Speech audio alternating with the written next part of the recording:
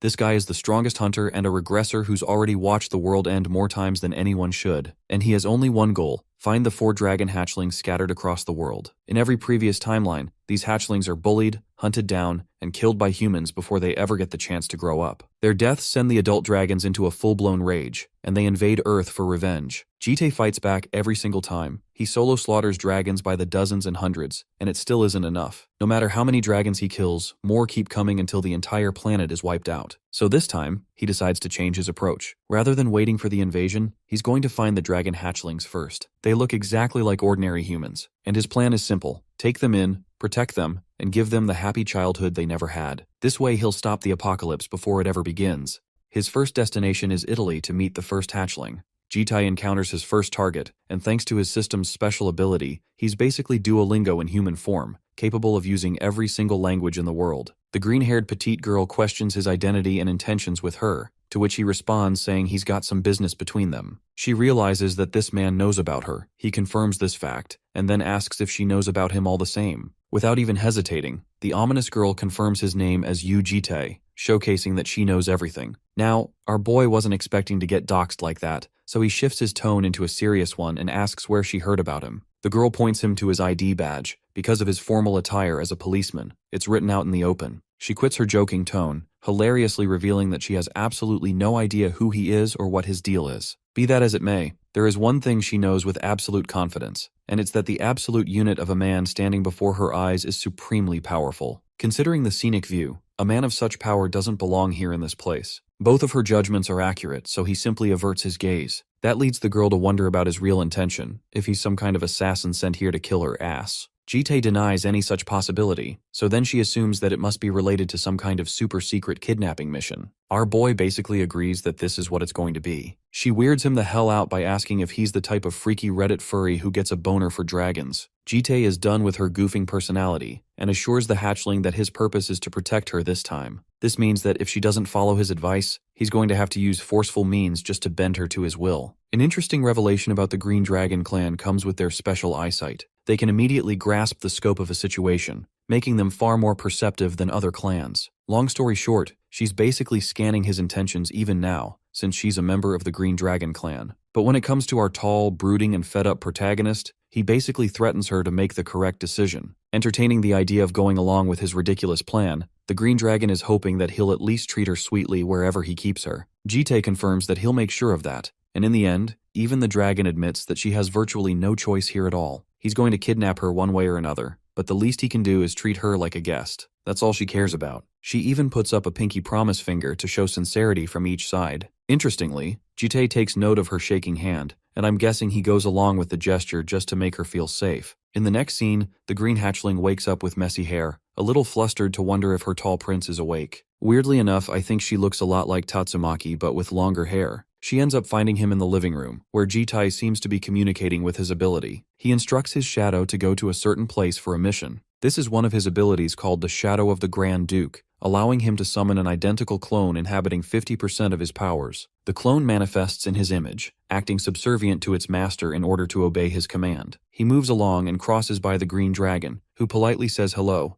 reflecting how it's a perfect recreation. The real Jite assures her that she's got nothing to do with his other self, and turns out that this guy is actually the one who does all the police work for him. Bro is basically using shadow clone jutsu to work his 9 to 5. Now that's smart. Anyway, she realizes quickly that this man doesn't go to work at all, but Jite argues that he's technically working because the clone is one of his abilities. The more important factor is him sticking by her side, basically providing her the service of a bodyguard. She buys that explanation and sits next to him, suggesting they have breakfast. Jite is surprised that she mentioned that, while she playfully teases him to eat something because he even skipped dinner last night, and even then he rejects her offer. Bro is following Brian Johnson's protocol to keep those calories low for sure. The Green Dragon pouts, saying how weird it is that the owner of the house doesn't even eat while she gets to do whatever. Jite counters by asking why she bothers eating thrice a day, when dragons can easily live without needing to eat any food. The playful dragon basically tells his depressed ass that life is more than just survival, and eating makes her happy. This is something that surprises him a little, so she gets up immediately afterwards and orders him to come grocery shopping with her. Bro rejects that offer too, but the Green Dragon is insistent, emphasizing that she wants to show him the power of breakfast. Fast forwarding to a shopping mart, we arrive in a busy place of people. Their attention isn't focused on their own shopping, but towards an alluring goddess who looks like a celebrity from afar.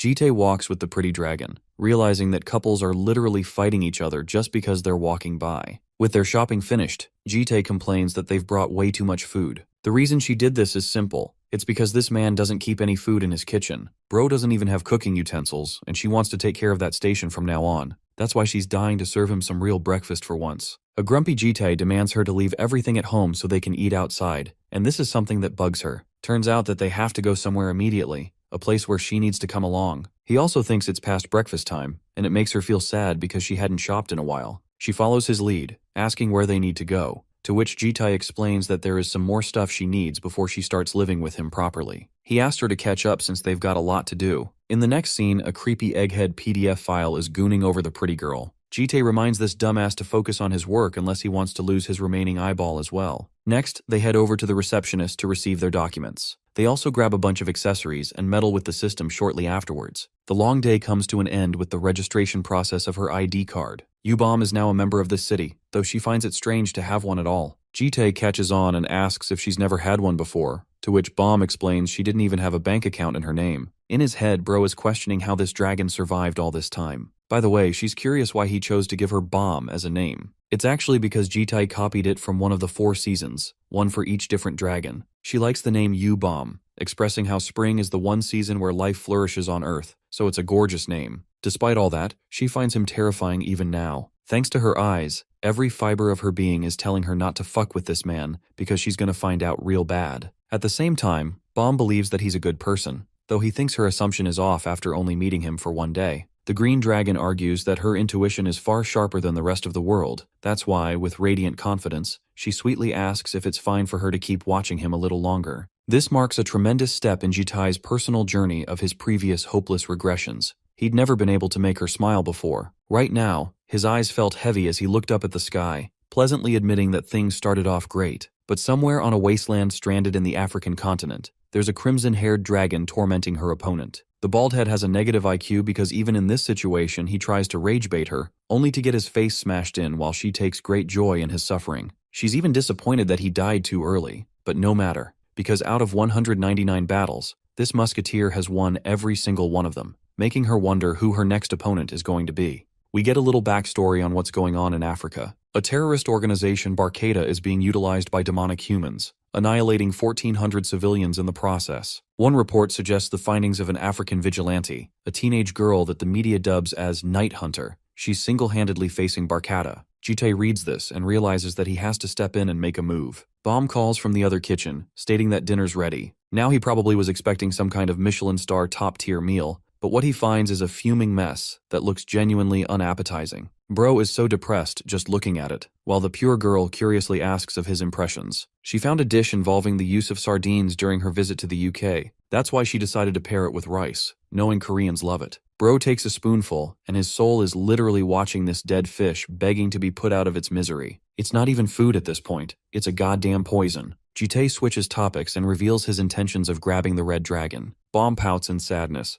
reflecting that it's gonna be a real mess grabbing her. She's not someone who would easily come along if he just asks. That's actually why this guy is intending on using Bomb to help with the persuasion, though she doesn't think her involvement is going to help much. Both dragons are from different houses, so it's a little awkward. By the way, Bro still hasn't taken a bite of this corpse of a meal. Bomb explains that all dragon houses want different things. While she loves building things personally, the red dragons have a different nature. They're more tending when it comes to war and violence. They love showing off their dominance, which is why using force isn't going to help. To red dragons, their pride and honor means everything, so defeat basically means death. Though Jitae understands this, he also thinks it's dangerous if he doesn't go out and rescue her soon, because hidden in the same wasteland is a powerful warrior coming to get her, and if he doesn't do anything, she's bound to get killed by this person. That's why he wants Bomb to come, so that they don't have to fight and settle things easily. She watches him blankly, which really baffles him. The spring dragon really finds it odd that he's asking her help out in the open, because initially, he gives her the impression that he's the do-it-all workaholic who never asks for anyone else's help. She's so astonished by his request that she agrees right away,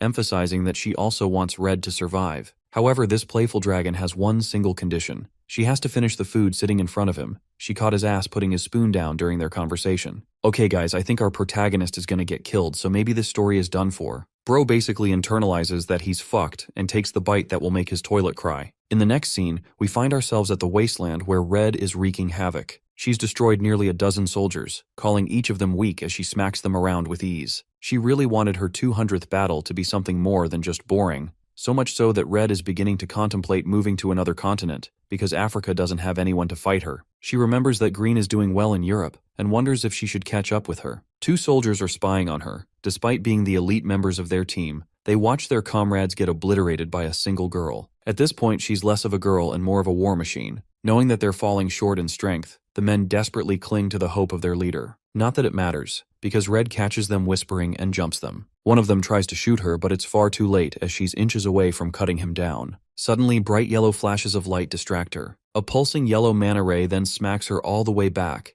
Red is barely able to block it with her sword, questioning why this attack is so strong. She strengthens her grip and exerts her might to cut down the mana beam, terrifying the soldiers who barely survived. The warrior destined to defeat and kill her has at last arrived. Javier is here to hunt the Night Hunter, and I'm not gonna lie, bro looks like he maxed out his drip stat. He's affiliated with the African Union and is classified as the 8th strongest superhuman. Red comments her intrigue. She's genuinely happy to meet the leader at last. The warrior is astonished by how young this girl seems, basically a teenager at most. It's actually the reason why Red wore that mask. It's because no one would bother facing her properly without it. Javier is stunned that she's refusing to surrender even after experiencing the gap between their strengths. But this feisty dragon doesn't care about her weapon. Her pride is everything. She would rather die standing than live on her knees. Did you get that reference? Pulsing with overwhelming red mana, she uses Naruto's tailed beast cloak to attack him. The first strike misses, the second kick is blocked with his heavy sword, and the third punch is also defended. During these hits, Red builds the momentum to expose an opening and lands the mightiest nut-busting dick-destroying punch that humanity has ever known.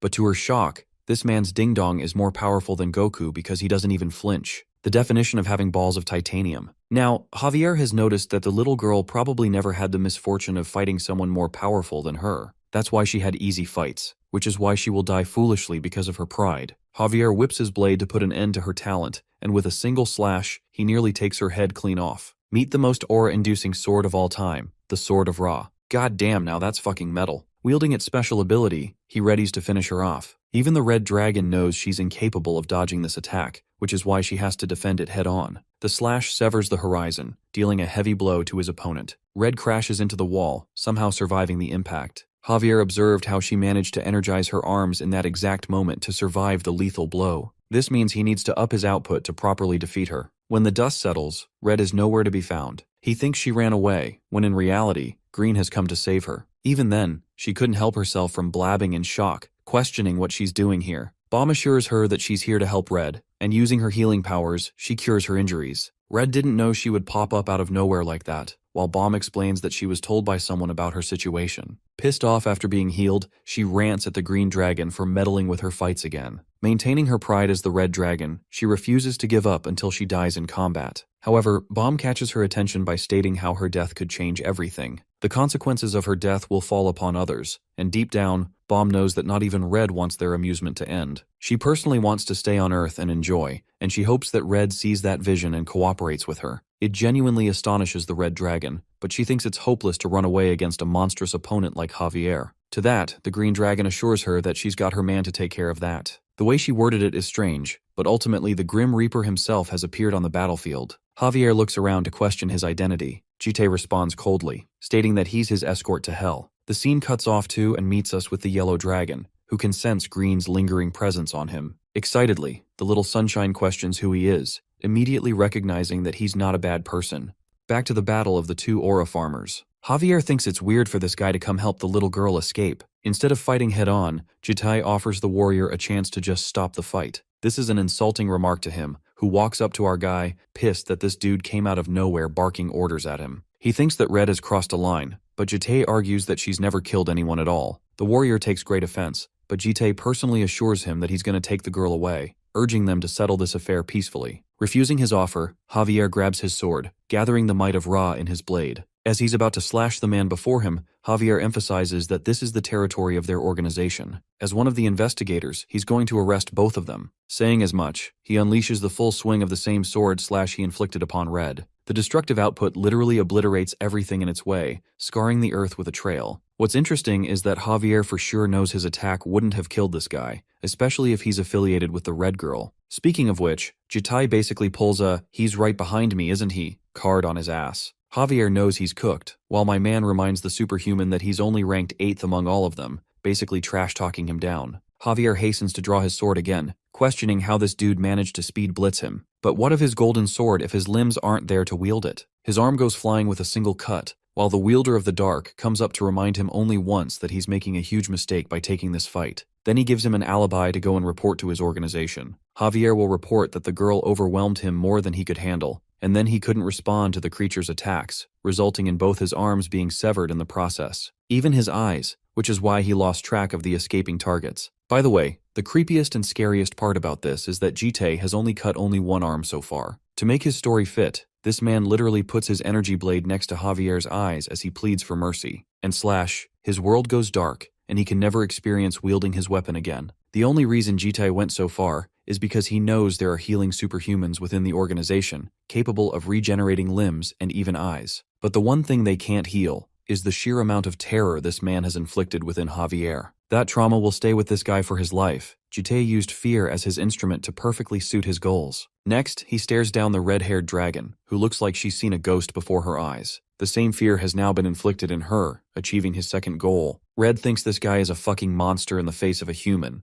but Green explains that he's actually just a regular dude. Red calls bullshit, stating that she's nothing more than a stupid lizard in comparison. Jite tells the little dragon that she'll be living under his protection from this point forward. He'll allow both of them enough freedom to do whatever they want, and is even ready to support their dreams. But the moment they abandon his protection, he won't be merciful in his methods. Right away, Bomb comes to the rescue, preventing the other dragon from saying something stupid at this moment. She even winks at our boy to imply that it's a job well done. From this moment onwards, he declares Yoram as her new name, with the intention of explaining it later. While Yoram is venting frustrations on her friend, our boy reports the situation to the main body. Did you get it yet? All this time, this man was his shadow clone, not even the real thing. Right around this time, the real Jite is in the Amazonian rainforest playing with sunshine over here. He commends his clone, and reflects on how it would have been difficult to safely secure Yoram all alone. That's why the Green Dragon's involvement was needed here. The pretty yellow-haired girl sits down to ask him who he just talked to. He doesn't say anything, but she teases him by reminding him that his smartwatch is sitting on her wrist. This is the Gold Dragon, and just like every other Gold Dragon, they love attention. In 6 of her lives, the Gold Dragon spent 2 of them reveling in fame. However, the one dragon who grew the most popularity simultaneously caused the most destruction among them. Even though she wanted the love of thousands, it came at a cost. Think of it like a pretty rose that came with its sharp thorns. It's also the reason she's currently stranded in the middle of nowhere to avoid attention. Anyway, while she's openly expressing herself about how cool the smartwatch is, he genuinely asks her what she's doing here at all. The question stuns her, but GT explains that the Gold Dragon is supposed to revel among humans. Instead, she's out here with monsters all by herself. His observation shocks her, but apparently the Green Dragon told her all about this one's information. Hearing her name, she dances around, flocking and confirming her assumption that he knows Green. Keeping it straight, Jite bluntly asks if she's truly afraid of humans now. His words shake her to her core. The pretty angel admits that she isn't scared of them, having shared a space around them before. Instead, she's terrified. The creeps among them looked at her with predatory eyes, even following her around. Deep down, she's just a baby who's afraid of those things, so she isolated herself. Changing topics, Jite asks if she likes bread. She reminds him that she's a dragon, so she doesn't really need to eat. Snapping his fingers, he activates his subdimension with so much space inside that it can devour a city whole. The many limbs of his dimension personally come to deliver a bag full of treats. It kind of reminds me of Mojito's domain expansion. Anyway, Gold's eyes glitter in joy when she sees a bunch of different treats. He hands the whole thing over to her for free, while she's out here salivating over donuts and blueberry egg tarts. Using this as a crutch, Jite offers the Gold Dragon a second chance at life, an opportunity to come live with him, with the promise of seeing her friends too. She can get to experience all the entertainment with her allies without worrying. Munching on her treats, she sadly remembers her mother's warning not to follow strangers. Jite deploys the ultimate response by promising her macarons in return, and apparently that's all he needs to kidnap her because this girl is down for it. In the next scene, we return to Jite's space. Yoram gazes at the cityscape, looking a little annoyed with the recent changes she experienced. She saw 2 powerful monsters way more powerful than her, hurting her pride. Bomb watches her from afar, knowing that the Red Dragon is struggling to settle with the truth. As for Jite, he has returned with another Labubu in his collection. She's still talking about the delicious food while munching on her sweets. Suddenly, she takes a bite out and feels an electric reaction. This macaron knocked the wind out of her, to the point she compares it to the taste of heaven, while she looks adorable as ever. Green welcomes them back, while Gold is ecstatic to see her fellow dragon. Both of them are happy to embrace each other in a long hug, expressing how the two missed each other. Their positive nature is bouncing off each other, as Gold questions how long Green has been living with Jitai. While they're catching up with Red, Jitai retrieves his clone and thanks him for his excellent service. For now, he stationed the guy back to work. Red returns from the balcony, catching his attention. Right away, she appears bummed out by his presence, but Gold is the happiest to see her. Acting like a clingy attention seeker, she surrounds herself by being noisy and asking questions, even teasing Yoram for doing all the bad things like the red dragon she is. Yoram snaps her little yapping beak, calling her a chicklet, and then roaring at her for being annoying. Poor Chicklet got scolded, but it's time for a proper session. Jitai gathers all three girls and asks about their ages. The eldest of the three is Bomb, who is 20, Yoram is 16, and finally Gold is just 10. Dragons grow really fast. This is the Chicklet's way of reminding Jitai not to treat them like kids. What caught her attention is how everyone seems to be calling Red as Yoram. To fill in the gaps, Bomb explains that it's a name that this guy assigned to everyone, with her being Bomb.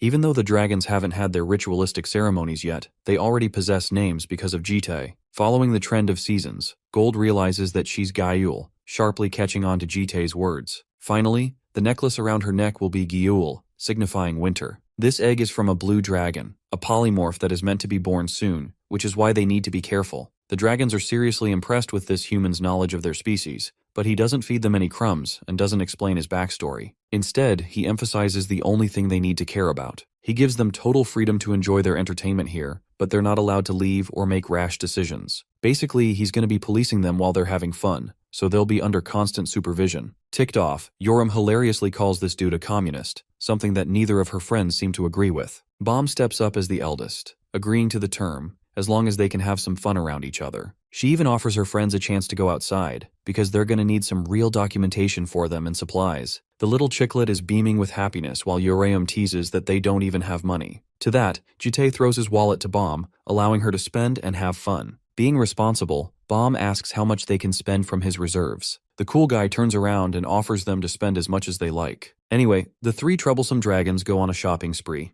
And what do you know? They spend freaking over $40,000 in a single day. When they get home with all the fancy and expensive stuff, our boy is sitting there at the back regretting his decisions. Bomb comes around to return him his wallet, apologizing for overspending. Even though she wanted to purchase some clothes for him, they couldn't do so because of the credit limit for the day. Jitai doesn't mind what happened. Gyul grabs his attention, wearing all the pretty outfits to impress him with her looks. She especially bought a smart watch to match him. The proud father praises her, to which she squeals and thanks him. Then there's Yoram, who senses the need to show off her smart watch. She feels uncomfortable presenting her new weapon too, replacing her previous sword which was destroyed against Javier. From the looks of it, Jitai praises her for buying a solid weapon. It reassures her that she didn't spend money on wasteful equipment. Little Chicklet comes flying with a bunch of clothes she bought for Red to try on, much to her dismay. As for Bomb, she reveals how Red suffers the most when it comes to revealing her feelings. But in reality, she's also the most grateful. What really confuses our boy is why Bomb didn't seem to buy anything. Actually, she did buy something resting on the table. It's just a potted plant, showing how mature and responsible he is. She likes taking care of plants, but Jitai doesn't understand her point. Grasping the pot, Bomb shares it will nurture into a flower. It will become something dear and memorable in her heart forever. Also, it makes her remember about a question she's been meaning to ask. Clearly, their entertainment isn't just basic food and survival. Bomb requests Jitai to offer them a better experience of entertainment as long as they're under his supervision. Much to her astonishment, he agrees and whips out an entrance application to Lair Academy, suggesting that they go to school. When the girls return home, Red is annoyed because of the draining interview process. Strangely, they don't find their guardian at home. Suddenly, Gold reveals an uncomforting realization. She's crying like a baby, fearing that she's going to fail while the other two pass. Yoram is frustrated with her crybaby attitude and thinks this chicklet is better quiet with bread around. She calls herself a pig, while Jitai pops up from behind like a ghost. She immediately jumps to hug him, fearing that they'll fail her after the interview. However, he assures them neither of them will fail. As for where he went, it turns out Jitai was out to get something. He even tells Gyul that it's something she really likes, so the thought of macarons is already destroying her. But here's the twist. It's something way beyond those things too. We enter into a past sequence playing in Jitai's head. He saw how the gold dragon ended up becoming a world-famous pop star.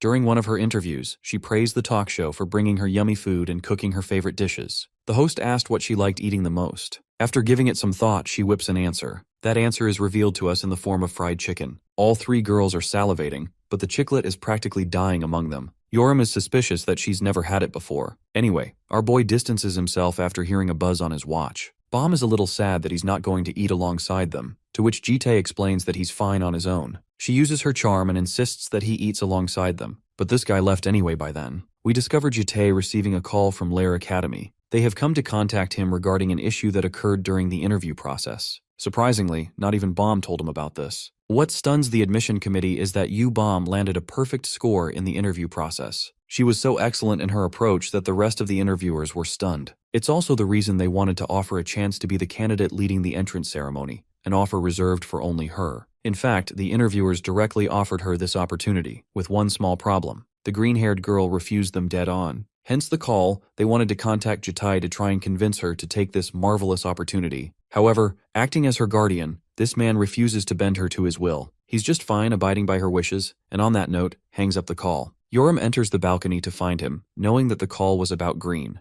Jitae urges her to refer to her as Bom, even though Yoram finds it a silly and cringe-ass name. She even mocks him, but Jitae doesn't bite the bullet and directly asks her what's up. This leads to a contemplative gaze from Red, who is curious to ask why he's sending them off to the academy. Jitae reveals that it's a good way to help them achieve their goals. But Yoram doesn't really care about school. She only cares about fighting strong people and wonders if there are some at the academy. Our boy confirms that the elites in the world should be joining that academy, and even if they're kids, she's a kid all the same. Pissed off, she faces him, taunting him for a proper fight. The Red Dragon already knows that he's a monster, but she's dying to know just how powerful he really is. The only way to make her follow him is if he can truly make her respect his overwhelming strength. After thinking for a minute, Jitae rejects this offer and tells her to go back and eat, a response that pisses her off. She calls him boring and throws him the middle finger, acting like a rebellious child. Instead, the little chicklet comes around offering a bite of the yummy chicken to calm her flaming anger. Despite Yoram's refusal, she shoves it in her mouth anyway, instantly making her realize just how amazing it tastes.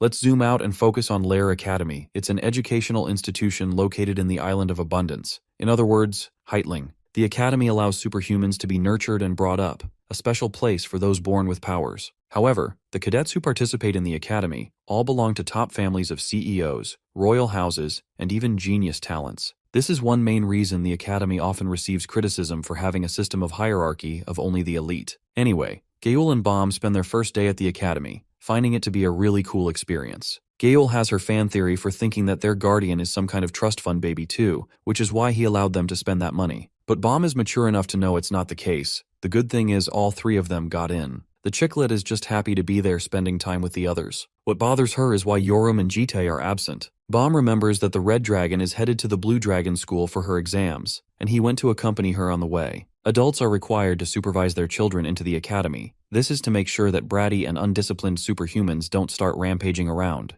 And when it comes to the Red Dragon, she's a ticking bomb who can act out like a menace. Bom also explains that Urium's test is necessary for her to earn the right to duel other cadets. This fills Gaul up with excitement. She's dying to watch her match, but unfortunately Jitae already declined this idea, much to the little girl's disappointment. Bom reveals that it's going to be strange if they went together as people are already eyeing them down. We arrive at the Blue Dragon School's dueling pavilion. Here, cadets are facing each other in 4 different arenas in each respective match. Our guy is looking max level dripped out while watching calmly from the stands. The examiner urges the supervisors to remain calm as they're giving the other cadets needless anxiety. This person formally introduces himself as the head professor of the Blue Dragon School, Yuan. Each of them are impressed with his dignified looks and polite demeanor, and everyone remembers him as a decorated war hero. But Jitae seems quiet, hinting that there's something hidden in plain sight about this guy. He hears the announcement for Yoram's matchup, who goes up inside the arena hoping for this thing to be worth her time. Facing her is a blonde young lady with a fierce glare. The Red Dragon is planning to break out of her home if the duel doesn't entertain her. Before the fight, a bunch of other cadets from the audience are placing bets on each side. Some of them are enthralled by their looks, but when it comes to fighting ability, everyone thinks Sofia Vorkova will win. She's had enough experience in Ril after all. It's a special task force of Russia that played a huge role in the Great War. Am I seeing things, or did Truck-kun also isekai ghost from Call of Duty in this world? Anyway, the task force is known for its brutal training methods, beyond torturous for each of its members. Sophia's supervisor is her father, who reminds her of everyone's expectations. He wants her to win badly, but this girl just finds the whole thing embarrassing. Taunting her, our tomboy over here calls her a papa's boy, intentionally trying to rage bait her ass into quitting. But this big talk doesn't seem to faze the woman before her. Sophia instills a frightening glare and threatens to kill her, the kind of reaction that this feisty dragon wants in the first place. The spectators are starting to think both of these girls are straight-up psychos, while our boy oversees calmly. The fighters get into position, with Sophia tending to her fists and Yoram to her blade. The match begins, and in that exact instant, Sophia flashes with a teleporting speed to nail the first hit. Yoram is able to match and block the attack just in time, commending her opponent's speed. Responding in kind, she goes on the offensive for a diagonal slash, forcing Sophia to duck and expose an opening. Using that opening, the excellent combatant slams a clean kick across Uriam's side, tearing apart her clothes in the process. Now Urim is really pissed. She only just got these clothes too, but Sophia's not quite done. Placing a formidable step, she fucking teleports again like she's using Ultra Instinct. This time, an epic back-and-forth encounter ensues between the two fighters, with Uriam mostly going on the defensive to avoid her attacks. Using the cage to her advantage, the red dragon leaps against it for pushback momentum. The two fighters approach each other in a head-on confrontation, with Yoram looking as beastly as ever. Her fearless assault overwhelms Sophia, who is forced to block her swing with a huge cost. Her forearm bones literally freaking shatter, causing her a great deal of pain. The red dragon knows she's got the upper hand here, so she flash steps at that very same moment to teleport behind, aiming to finish the fight from a backward swing. Yoram reminds her prey that she was only toying with her so far, and saying so, she slams such a heavy fist that it knocks her straight towards the cage. Sophia coughs out blood, nearly blacking out from the impact. The match is over with Red towering over her opponent with her sword. Adopting the trash talk of a typical Valorant lobby, Yorium basically pulls a GG easy move on her. She goes away thinking very little of the so-called elites in the academy, believing they're just a bunch of losers. The spectators are frightened, seeing how badly Sophia got fucked up right before their damn eyes. As for her opponent, Yoram didn't even suffer a scratch. She just played with her food all this time. Some of them think Sophia's weak. Others believe the redhead is too strong. Some are even starting to believe Sophia's just a Nepo baby who probably isn't even a real member. The crowd's reaction is starting to bother her. Luckily, the nurse has healed her immediate injuries, but Sophia's arms are going to need some work because they're a mess. Frustrated, the girl clutches her fist, stating that she's just fine. Her father knows what he has to do, and tells her that she did her best. It's not the outcome they expected, but she could never beat her opponent in her state. He reminds her that he's not even disappointed, but this crazy girl only seems to be eyeing down his knife. While he's yapping on and on about a motivational speech, the nurse informs him that his daughter is headed in the opposite direction. Sophia psychotically thinks the match isn't over even after her announced defeat, and this time she imbues the weapon with some of her mana. Yoram is about to leave when she calls her out, before blitzing full speed and stabbing her right in the back. Watching this shitty move, GT appears unfazed. The red dragon was attacked out of the blue, while Sophia exhibits full murderous intent to kill her. This is a great upset that stuns not only the spectators but also Wei Yuan, the head professor. Jite appears visibly pissed the fuck off. He watches Sophia drive a blade all up in her back, until eventually both crash outside the arena. By the way, it went all the way through to Yoriam's side. Now she's genuinely starting to think about burying this bitch. But that's not all. Sophia goes on the offensive again with full bloodlust, aiming to punch her down. Even in her condition, Yoram dodges the hit, before grabbing her stupid hair and pulling the bitch back. This time, Yoram's in the mood to kill her. In goes the first hit, knocking the Brian cells out of the crazy blonde. Then it turns into a massacre. Yoram continues to hit her face, drawing blood with each hit as the spectators watch in fear. Her last hit throws her into the stands. Now Sophia looks wasted as hell. Girl got slimed out like Yamcha, but the red dragon isn't finished just yet. She pulls the blade out of her back and marches forth with an even more terrifying bloodlust, emphasizing that she's going to return the favor. But the moment she's about to stab Sophia, her brooding father steps in to drive her away. Yoram demands to be let go, and only then does this lenient head professor decide to use a mage to cast an overlap space. Imagine waiting for so damn long instead of stepping in. Head professor my ass. The mages quickly cast up a barrier space, encircling Yoram and Sophia's father inside. She drops the weapon, roaring at their injustice for only targeting her. In reality, Yoram's right. Sophia's the one who wanted to kill her and even stabbed her first. But her father argues that she could have simply knocked her out, especially with how strong Uriam truly is. She could have just done that. The redhead is royally pissed that instead of taking responsibility over his daughter, he's out here giving her a speech. Wei Yuan enters the space begging for them to be calm. First off, she tells Yoriam that they've sent someone to fetch her guardian to get her immediate treatment. Even if he's the head professor, Yoram screams at him for treating this situation far too calmly. Wei Yuan gives her credit and understands what went down, but his priority is to stop her from creating a bigger mess. The problem is, if Yoram goes above and beyond, she'll end up affecting her entire family in the process.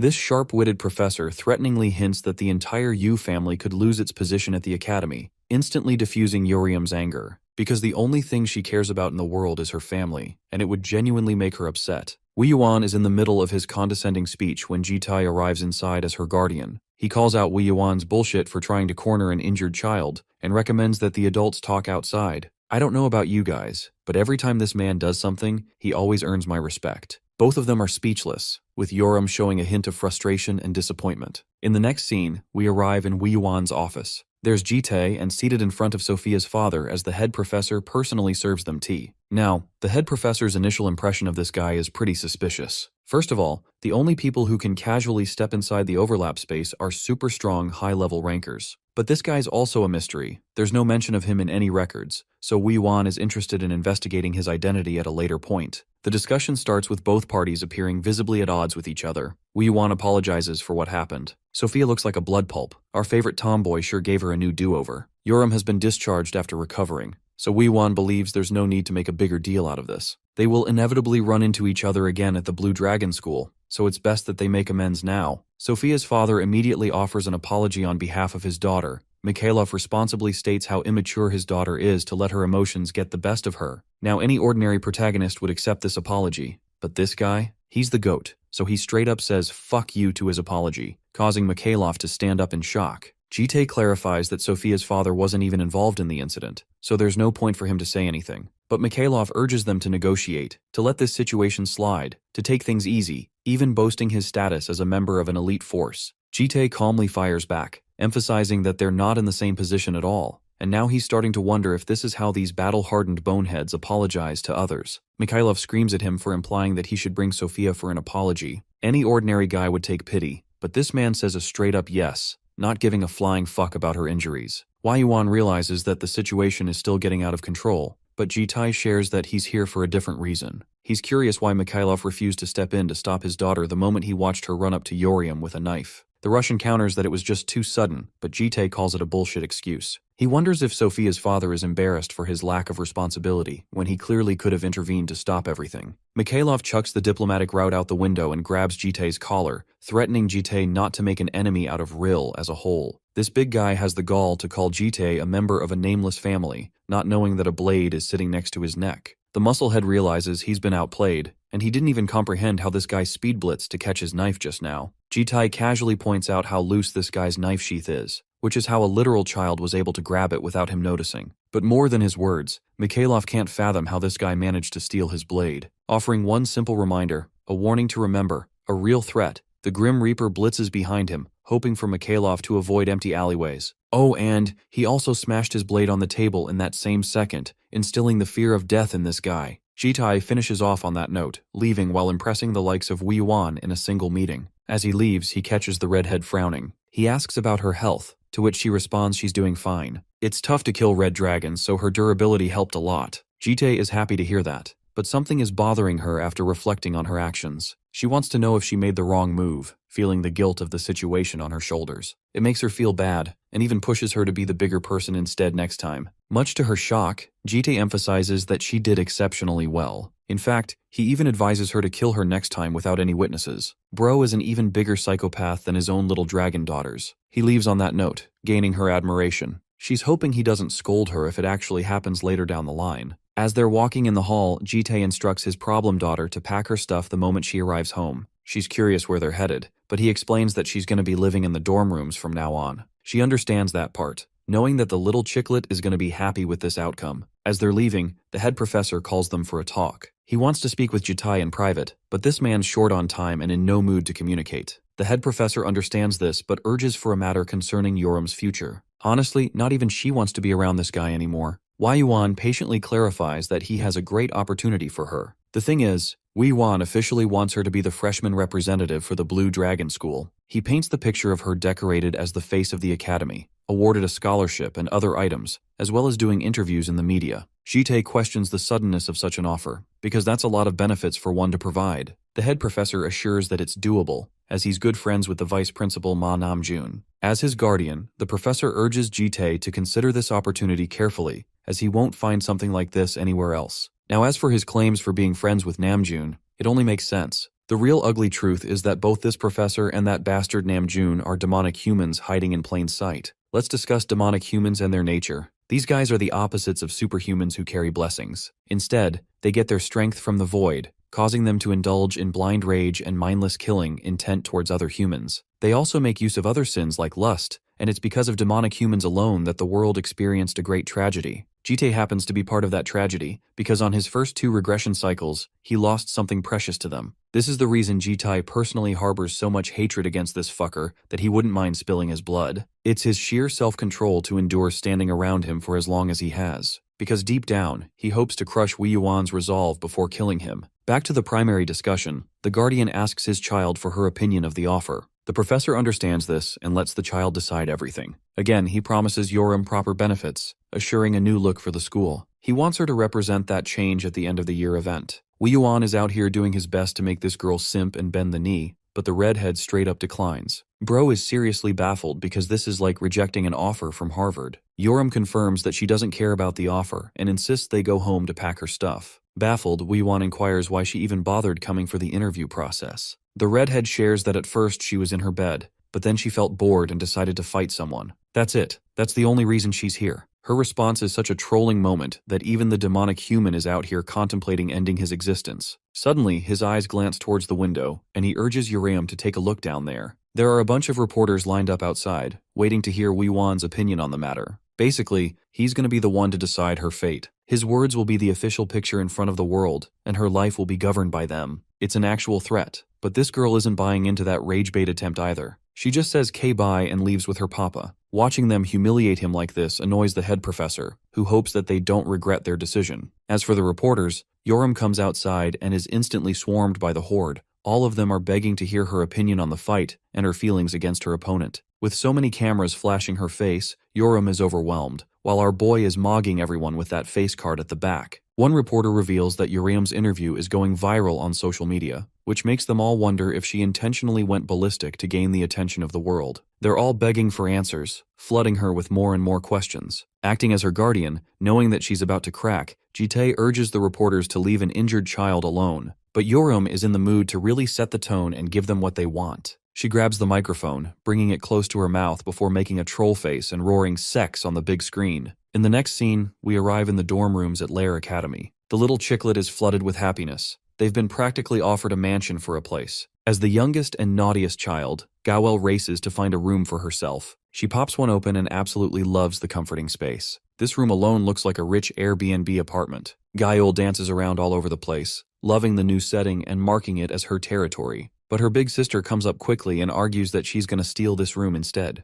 The little chicklet is frustrated because she found it first, and this isn't even the biggest room. Ultimately, Gayul gives up and offers her big sister the living space, much to her disappointment. As for the final and eldest dragon, she's busy nurturing the blue egg that has yet to hatch. She even welcomes the little one as a baby, while Jite questions her intentions of spraying water. Bomb explains that it's because blue dragons adore water, and near the hatching stage, the polymorph becomes a proper egg. Aside from that, Bomb points out how the Academy is flooded with Yoram's viral moment. Her interview is live on YouTube, and well, the commenters are eating it up. Jite plays the recording where she says the naughty word, forcing Bomb to cover the little one's ears. Meanwhile, Yoram has no idea why it's such a big deal. It's a natural process after all. The little chicklet, on the other hand, has no idea what it even is. Her big sister is curious if Gayul really wants to know. This is her chance to educate the little one about the birds and the bees for once. At that point, the gold dragon realizes what's about to happen. Flustered, she refuses the explanation, believing there's no need for her to know so much. But this trolling red dragon messes with her head even more. She's happy to talk about all the details of the process, to the point she even grabs Gawel's arms to stop her from covering her ears. The poor girl whines and begs for Jite to intervene, while he watches them blankly. The following morning, Yoram is snoozed out living her best dream. Gayul dashes upstairs, slamming the door open to wake her up to a huge problem. The redhead can't even get up because she stayed up all night. When Gayul asks what she was doing, the ultimate troll casually responded she was busy watching Korn. Absolute cinema. They head downstairs to attend an immediate affair. Yoram thinks it's a joke at first, but then she sees that everyone is already here. Bomb introduces Yoram to Gyul's hatching phase. She's shaking and cracks are starting to appear, marking a momentous moment for their family. It's been a long time since Jite saw a new life birthing before his eyes. His previous experience wasn't as pleasant and calm as this one. In the midst of the ravaged world, a woman begged them to save her child. Jitae's subordinate thought it was just too late to save them, because the child ended up dying the moment it was born. Unfortunately, society had collapsed and there weren't any hospitals. There wasn't a facility in the world that could help save it in time. This memory remains to be one of the most disturbing experiences for Jitae, and at some point, he thought he would never relive them again, making him question why now. Yoram is the first to notice a tiny blue limb emerge from the egg. The little dragon pops out looking like the cutest marshmallow in the entire world. Bam congratulates Gyul on her hatching and cleans her up shortly after. Jitae notices her calm reaction handling the youngling, so he asks where she got the experience. Turns out their mother used to do the same, and she offers him to hold the baby too, only for our guy to refuse. Gyul, on the other hand, is dying to hold the little one, so Bam hands it over, urging her to treat the little one with care. Gold and Blue embrace each other warmly, enjoying each second. Using this as an opportunity to get back at Yoram, Gyul states that the red dragon secretly wants to hold her too. She tosses the little one straight into her arms, forcing Yoram to lock in and catch the baby. In Yoram's arms, the little one melts into sleep, looking straight up adorable. Even the troll admits that the baby's cute, and urges their guardian to give it a shot, or else the baby will be sad. The redhead tomboy rage baits this man by calling him a wannabe nonchalant guy. So to force him to catch it, she has the ridiculous freaking plan of throwing the damn baby. Even Gyul is worried that this psycho idiot might throw a newborn. Here, Yoram exposes her mission, one that she decided upon the moment she stepped into her new house. That mission is to do her absolute best to make this guy break his composure and panic. And because of that stupid plan, she tries to throw Gyul. But before she can even look at him, Bro pops up behind her and grabs the baby. And he did all of that without even breaking composure? Dude is nonchalant pro max. Bam thinks this is a good opportunity for Jitae to pet the baby dragon now that he's already got her. Following her words, he places his fingers on top of the baby's head, questioning if he's doing it right. Just 2 light fingers tapping its head. The moment is so rare that Gyul snaps a photo through her smartwatch, knowing she'll never get another chance. Speaking of photos, Bam recommends they take one together with a flower. She's going to be using this flower for the photo, which confuses both her little sisters. That damn flower is hilariously tucked behind Jitae's ear to match Gyul's blue one. They look so adorable like this. The other 3 dragons are entertained by the moment. Jitae is a little annoyed and urges them to hurry up for the picture. Yoram tries to play the part of a brat who finds it too cringy to take pictures. In the end, she agrees, and Gyul's the one who counts down the selfie timer. The picture is honestly pretty nice, showing Jitae being himself, and the rest of the sisters displaying each of their personalities. After the photo session, the little Gyul is fed properly for the next stage. Jitae asks Bam what she intends to do. Apparently, her goal is to help Gyul learn how to polymorph using magic transfer. Let's discuss magic transfer. It's a process involving the flow of mana between 2 individuals, an easier way to teach someone a spell. Typically, the person being taught doesn't have to give up a prize, but it does affect the lifespan of the person who is transferring the technique. That's why Jitae is cautious if she should really risk her lifespan for this. Unfortunately, they can't have Gyul staying like this forever. Back at their place, Yoram, Gyul, and her learn to polymorph together, contrasting the blue dragon's experience, who hasn't learned a thing. Dragons grow really fast, which is why she wants the little one to experience true joy before she gets all big. Going with her plans, Jitae tells her that he's willing to help if necessary, and she's surprised that he's knowledgeable about magic too. Aside from the magic transfer, she has a personal request of her own. Bam wishes for him to stay by her side when she initiates the transfer process. He agrees with her request, but she's a teasing little thing and wants him to come closer to her. Jitae thinks it's not needed for him to sit literally inches away from her, but she thinks it's absolutely necessary in case she falls and drops the little one. I mean, the girl is deadass saying this to someone who has been speed blitzing the shit out of every opponent so far. Bam's adorable mountain of excuses end up wearing off Jitae's armor, and ultimately, he resigns. Bro is actually sitting next to her now, their shoulders touching each other. She admits how hard his muscles feel, but suddenly changes the topic when he confronts her. This girl is 100% a simp for him. Lost in her feelings, she initiates the transfer process with Gyul, connecting their bodies. Days passed. Bam is out here knocked out of energy as the process reaches its completion. She thanks him for his contribution and intends to go take her rest now, leaving Jitae to deal with feeding the baby and taking care of her. In the end, her fatigue gets the better of her as she slips and falls. But not to worry,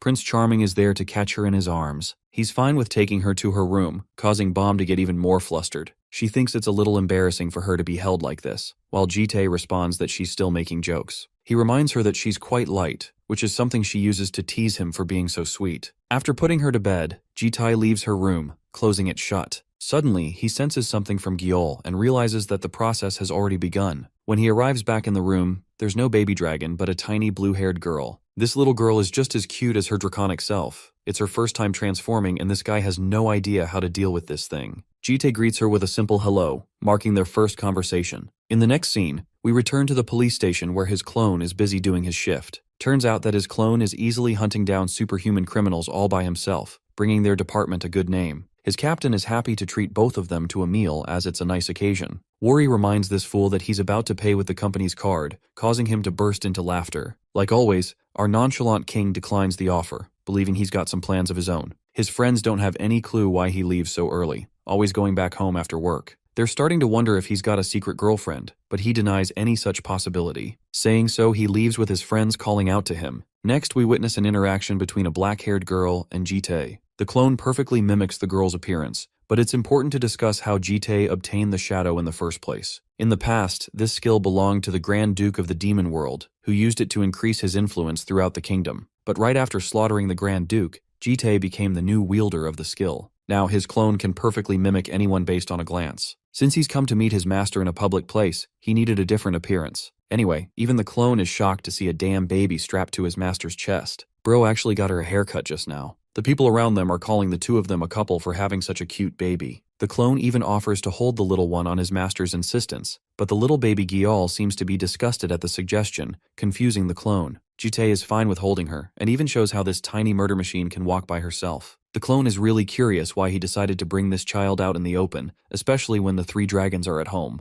The problem is, Bomb is out cold on bed rest after overexertion of her body. The other two are so irresponsible that it's just impossible to rely on them. Jite asks about the clone's purpose of coming here, and when it plays dumb, he calls it out instantly. He can sense even the faintest emotion within his shadow, so he knows there's something bothering it. The shadow expresses her genuine role in this mission. With its previous owners, it could never experience a normal life like this. They wanted to use the shadow for critical missions, like by means of assassination, or even sending them to distant locations where their authority must be shown. But now that Jite is adjusting to his normal life, his shadow can't seem to understand how to blend in. It even apologizes for speaking its feelings, though our boy understands its feelings well. The shadow is a being with its own mind, but his master does have an important mission in the future. Until then, he wants the clone to keep on doing as it is. Also, he wants it to go and experience a drink with his co-workers on their earlier suggestion. After all, there will come a time where the shadow won't be able to see them anymore. With those instructions, it walks back to the office. Jite is suddenly drawn to a mother who freshly bought her daughter a teddy bear as a gift. That little panda catches little Gyal's attraction.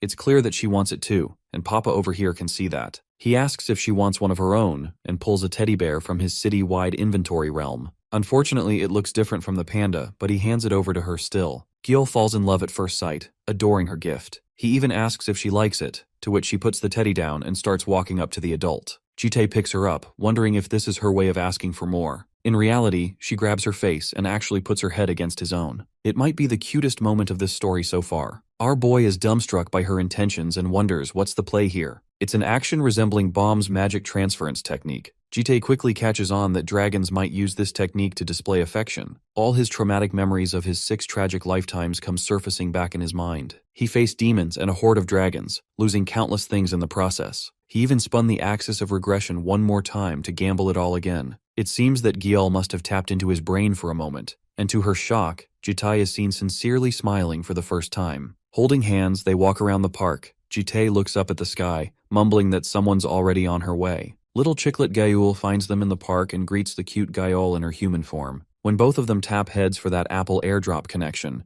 Gyal learns how happy the little one feels after receiving a gift from Jite. Apparently dragons can read each other's minds quite well, relaying their thoughts to each other the moment they touch their skin. Desiring the feeling of skin is a way of showing affection for them, which is why the cute marshmallow did that to Jite. It's something he never learned before. Suddenly he notices something behind her. Gyal realizes he's talking about her case and whips out her fancy new acoustic guitar. This is her way of showing her feelings without having to touch skin to skin with others. She even feels like a fancy musician, perfectly fitting her personality. The gold dragon wants to do her best, but this same guitar brings Jite some really sad memories. He once found her with the guitar shattered, and her reduced to a life of self-sabotage and total abuse. She looked miserable back then, so he fears what's going to happen next. This time, Jite reminds her not to get too obsessive. The gold dragon is annoyed, but he thinks it's best for her to keep things in moderation, despite her feelings. Jite then asks about Bomb to check on her condition, and learns that she's still knocked out asleep because of the fever. That part can't be helped much because of the transference procedure. As for Yoram, he asks about her too, and learns that this maniac is busy being a loser at home watching dramas all by herself. It's actually fascinating that she's found an interest beyond mindless fighting for once. It's a good development in our boy's eyes at least. They end up arriving back home. Almost instantly he senses a sinister presence. The gold dragon is going to check up on Bomb, but he stops her, pulling her back before bluntly ordering Geul to secure her little sister in her room. And until he says so, he doesn't want her to come out. He doesn't even explain why, adopting a terrifying tone. The gold dragon agrees and takes the blue one away. Now that he's alone, he opens up Bomb's door. Here, he finds 4 different entities lingering around her. These people are fiercely pissed that Bomb has been reduced to such a condition. Their first assumption is to meet Jite with anger, questioning if he's the one responsible. Let's understand what these creatures are. Dragons have servants of their own, allowing them to control a handful of monsters and humans through their magic. They would then turn these servants into loyal knights and slaves to protect their home. Even among such guardians, there are elite bodyguards who have been serving the hatchlings. From the looks of things, Jitai realizes that they used sleep magic on her. The guardian roars at him, demanding an answer. Jitai doesn't give a damn and believes they should at least introduce themselves first, basically treating them like a joke. The guardian decides to demonstrate the lowly human their terror, believing that only the strong should be the ones to ask questions, using a move called Dark Clarity to cage Jitai in one move. From a glance, he can tell that they used a solid high-level protection barrier already. The guardian offers a final warning, questioning what the human has done to the green dragon, demanding an answer. Jite calmly replies with the news of the blue dragon's hatching, and because of that, she spent her own energy in the magic transfer process. Satisfied, the guardian then asks about the human's identity. Jite sarcastically calls himself a guardian, which is an ironic joke in front of the real guardians.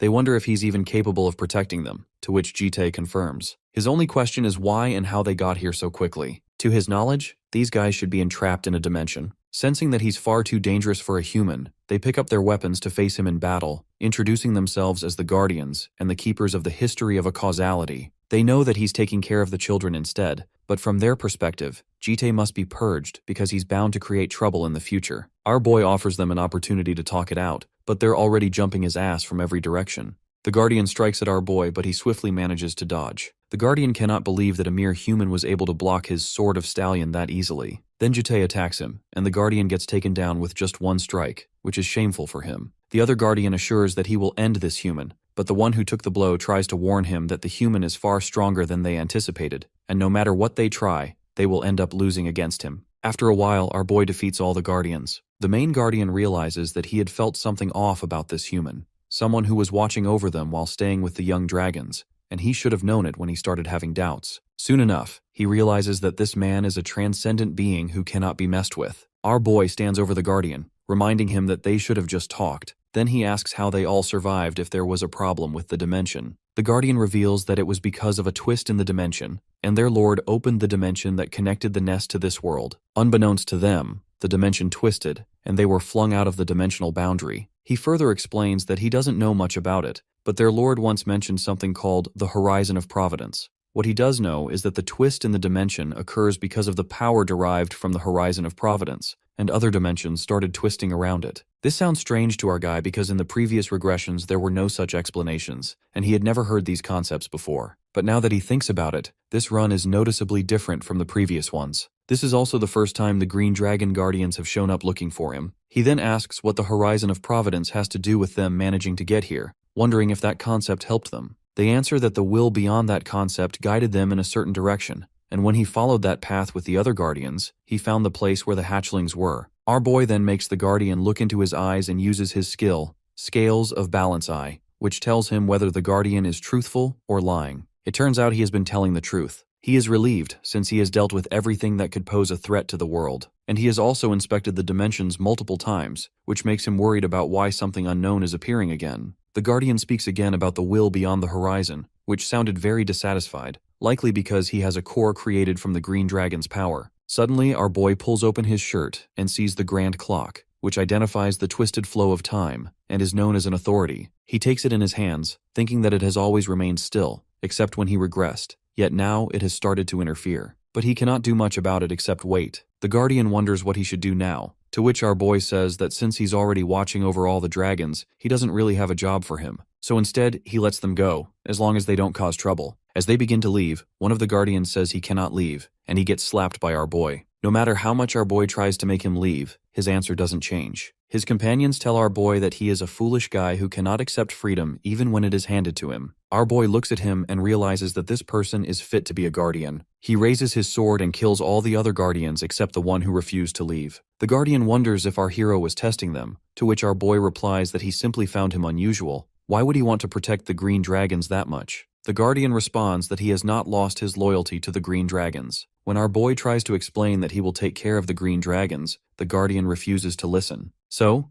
our boy gives him a role he can accept right now, since he is not strong enough to be their guardian. He then introduces the girls to the janitor he just hired. As the janitor is washing the dishes, he is also enjoying his time. When he was assigned that position, he was confused because being a janitor doesn't have anything to do with protecting dragons, which makes it hard for him to understand. He was told that Jite is strong enough to protect the dragons alone, and that he went out of his way to give him a job as a janitor, so if he doesn't work properly, he will make sure he meets his end. The janitor is now wondering how he ended up being a dishwasher. As he's washing the dishes, Yubom pops up and asks if he is the guardian from Askalifa. He is surprised to see her because she was not doing well before, but she assures him that she is feeling fine. She then tells him that the apron looks good on him, and that she is looking forward to working with him, which makes him blush. After hearing her kind words, he is motivated to take care of her even if he has to sweep or clean the toilets so that she doesn't have to do any work around the house. He accidentally ends up breaking a dish in his hand, and it turns out it was an expensive one. On the other hand, Gyul is getting ready with the help of Gael and Yubom. They both find her clothes very cute, and the little girl approves of them as she can't stop smiling since she wore the clothes. Yubom turns to the janitor, wondering which clothes he likes on her. While mopping the floor, he agrees that he likes all of them, as they suit Gyul perfectly. Jite is sitting on the sofa observing all of them. He looks at Gyul a little more closely and notices her fingers look bruised, and instantly realizes that she is still playing the guitar, which makes her worried, and she tries to hide her fingers. She tries to explain that she only plays it in her free time. Yubom tries to calm him down and tells him not to be so harsh with her, and Jite explains that he didn't mean it harshly. He changes the topic and says he hasn't seen Uriam for a while, wondering if she is still in her room watching dramas. The janitor explains that he went to clean her room, but he was sent away. He is a little worried for her because she didn't look too great. It could be that she hasn't slept at all, so Jite decides to pay her a visit. In her room, when he visits her, Uriam wonders why he came to check if she is alive or not. He looks at the TV and sees she is watching a show, and she asks if he has watched it before. He denies it. She didn't tell him that the show has 7 seasons. The storyline is really crappy, and the historical accuracy is not accurate either. He simply tells her to stop watching it and asks her to come out because he has to tell her something. After she comes out, he says that they are going to deep clean the house today,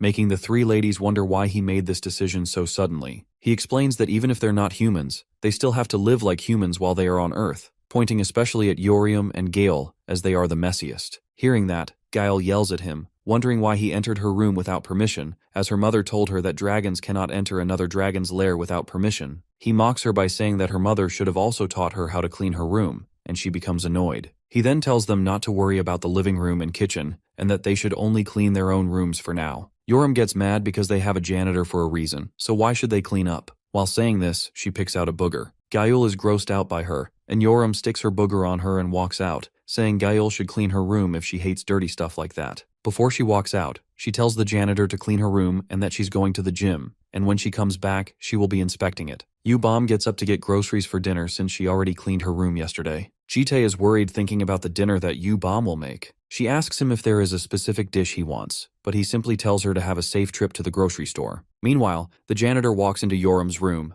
and it is a big mess. He wonders how, even without a nose, he can still sense a weird stench, like the demon world, but worse. He picks up a stash of cigarettes and realizes that this is the reason she wasn't looking too good earlier, and maybe she is trying to train her poison resistance through the cigarettes. As he begins picking up the trash, Maxime shows up and tells him that the cans and plastic have to be sorted separately before being disposed of. Maxime wonders if the janitor doesn't even know the basics of cleaning, questioning whether there is no concept of recycling in Askalifa. This statement makes the janitor think he can feel Demon World energy from him, wondering if that is a clone. Maxime strictly tells him to hurry up. Suddenly Jite shows up, asking what they are doing. Maxime turns to him, saying the janitor wasn't doing his job right, so he was guiding him. The guy in the coat is Maxim from the Demon World, who is used to humiliating those without power when they act up. Jite then tells both of them to clean up because it would be too tough a job for the janitor to handle alone. Meanwhile, the girls are cleaning their rooms. After they're done, Maxim is given a map of Moscow, Russia, and he is told to go there because a demonic human organization named Invisibility is researching a transcendent-type demonic human there. He tells him to wrap up his work in a week and then head to Russia. Once he arrives, he needs to find the commander-class transcendent demonic human named Prototype X, and Maxim agrees to the decision. Just then, U-Bomb returns home with a lot of groceries since she has to feed a lot of people and cook a lot more food. When Maxim begins to leave since U-Bomb is back, Jite stops him, saying that he needs to swap clothes with him. A while later, the food is ready and the girls are enjoying it. Gale wishes the janitor could eat with them, but Urium says he doesn't even have a mouth to eat. Meanwhile, Jite is dreading the sight of the food that has been served to him. Maxim is surrounded by a lot of dead men on the ground, beaten up to death. A man who is pinned to the wall by his hands is yelling at him, calling him slurs and a lowly human. He yells that he would be begging on his knees if he knew who was behind him, backing him up. Maxim cuts his arms off. He knows him well and talks about a professor of the Blue Dragon School, Wei Yuan, or should he mention him as a demonic human affiliated with Invisibility?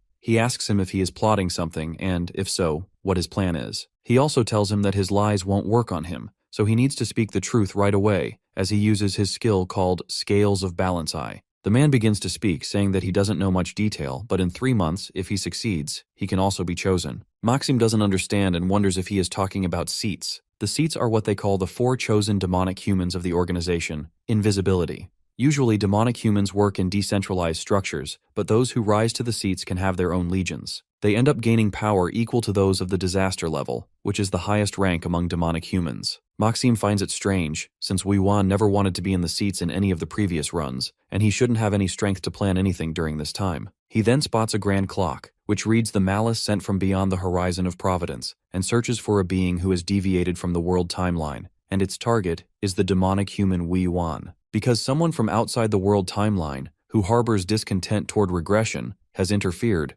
Wei Yuan exists with the finest elements of the past runs and has deviated from the flow of repeated regressions. He realizes it can interfere with everything related to him remotely, because it was for the Guardians, and now it's Wei Yuan. The guy with the chopped arms says that if he spares him, he can get more information for him because he has a sick mother waiting at home. He begs that he won't betray him, but before he completes his sentence, Maxim beheads him. Maxim points at his eyes, saying that the lies wouldn't have worked on him anyway. The guy still would have died even if he was telling the truth. Then he snaps his fingers and causes destruction throughout the entire place. Back to our main guy. He's walking outside, wondering that if the plan would have allowed Wei Yuan to rise to the seats, it must be on a huge scale. This leads him to think it might be related to the lair. He remembers what Wei Yuan said to Yoram about the end-of-year event. He realizes it must have something to do with his plan. His attention then turns to a lady stopping by Gyul, calling the baby cute and saying she has never seen such a cute baby before. The 2 ladies are going crazy over the little girl. Our boy steps in and strictly asks if the ladies have something to do with the child, and both of the women get scared. He then sits with U-Bomb, who wonders why she hadn't seen him the whole day, and asks where he had been. He tells her he had some business to complete and asks what she was doing there with the baby. She admits that she was unable to spend much time with her since she had been sick, and with school starting, she figured she wouldn't have much time to spend with her in the future either. After a moment of silence, U-Bomb thinks that sitting in a park like that makes them look like a family, which astonishes him. She continues, saying that it looks like the little girl is his daughter and she is the mother, which makes them a couple, but both of them stay silent. She begins to giggle and assures him she was just kidding and he doesn't have to get serious. He brushes it off, saying that if she's going to act strange, they should just go home. Then they leave to head back home, with the little baby in his arms. School has begun, and the girls are excited to take some classes together. U-Bomb is going to take superhuman studies, literature, magic studies, and sociology. Then she wonders why Gale always has a piece of toast in her mouth when she already ate breakfast at home. Gale reveals that her mother told her that if she bumps into someone with a piece of toast in her mouth,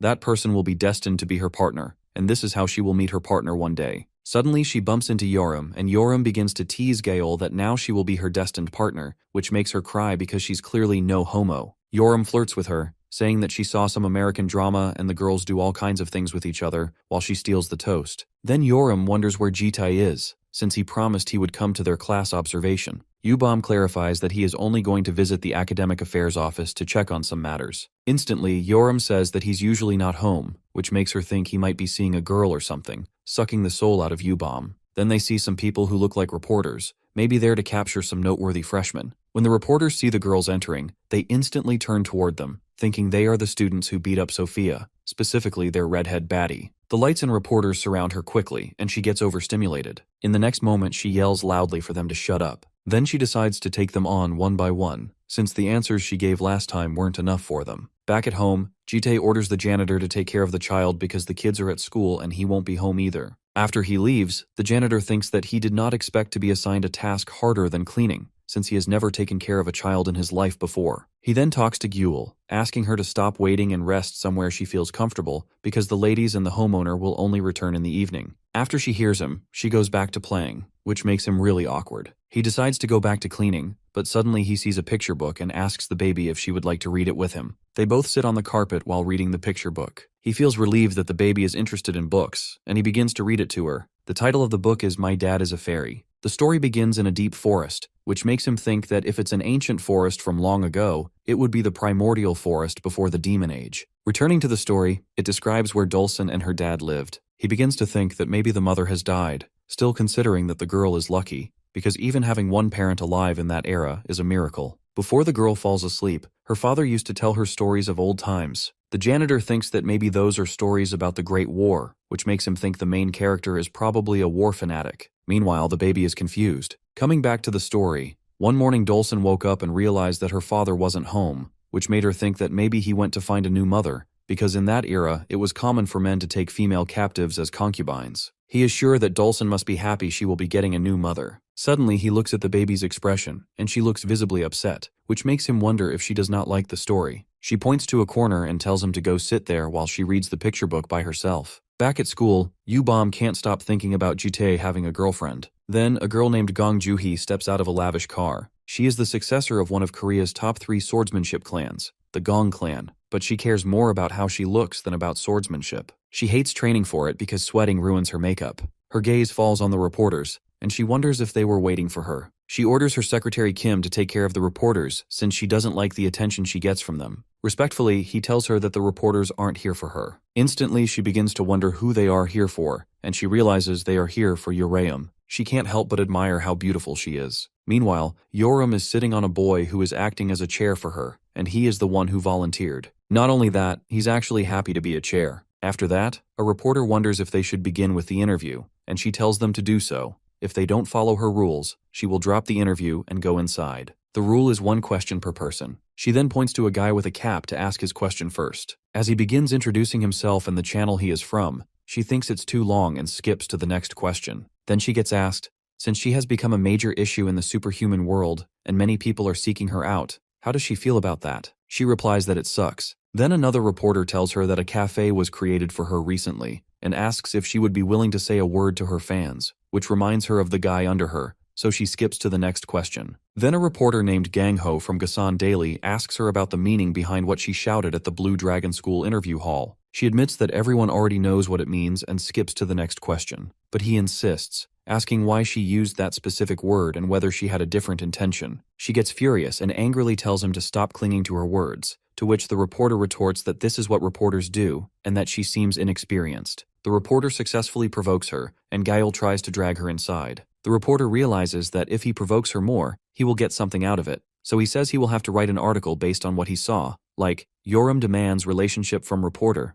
Of course, that provokes her, and she forms a fist, yelling that she will make sure he meets his end before he publishes anything like that. But before the fist can land, Jide comes in and stops her. He calmly asks if she has started trouble, and she angrily yells that it wasn't her, it was the reporter. So he picks her up and drags her into the school while she yells for him to put her down. He then angrily looks at the reporters and tells them not to post any article, which is enough to intimidate them. He then urges the girls not to be late on the first day of school. The entire scene is observed by Juhee, and her secretary wants to find out which clan that girl is from. But Juhee can't stop staring at Gael's honkers. Well, something American is about to begin here. Later in class, the swordsmanship teacher, Professor Kai, introduces himself. Then he talks about the lesson for today's class, which is about the history of swordsmanship and the mindset of those who carry a sword. Yoram seems visibly annoyed, but this behavior is still unexpected from her, since Jitae thought she would get bored instantly and run away. She then brags that she has endured boring dramas till the end, so this isn't even a big deal. The real motive behind her working hard is to break the hooded armor chunk. She is sure she will bring his end herself. Then she turns to Jitae, wondering why he is even taking the class with her,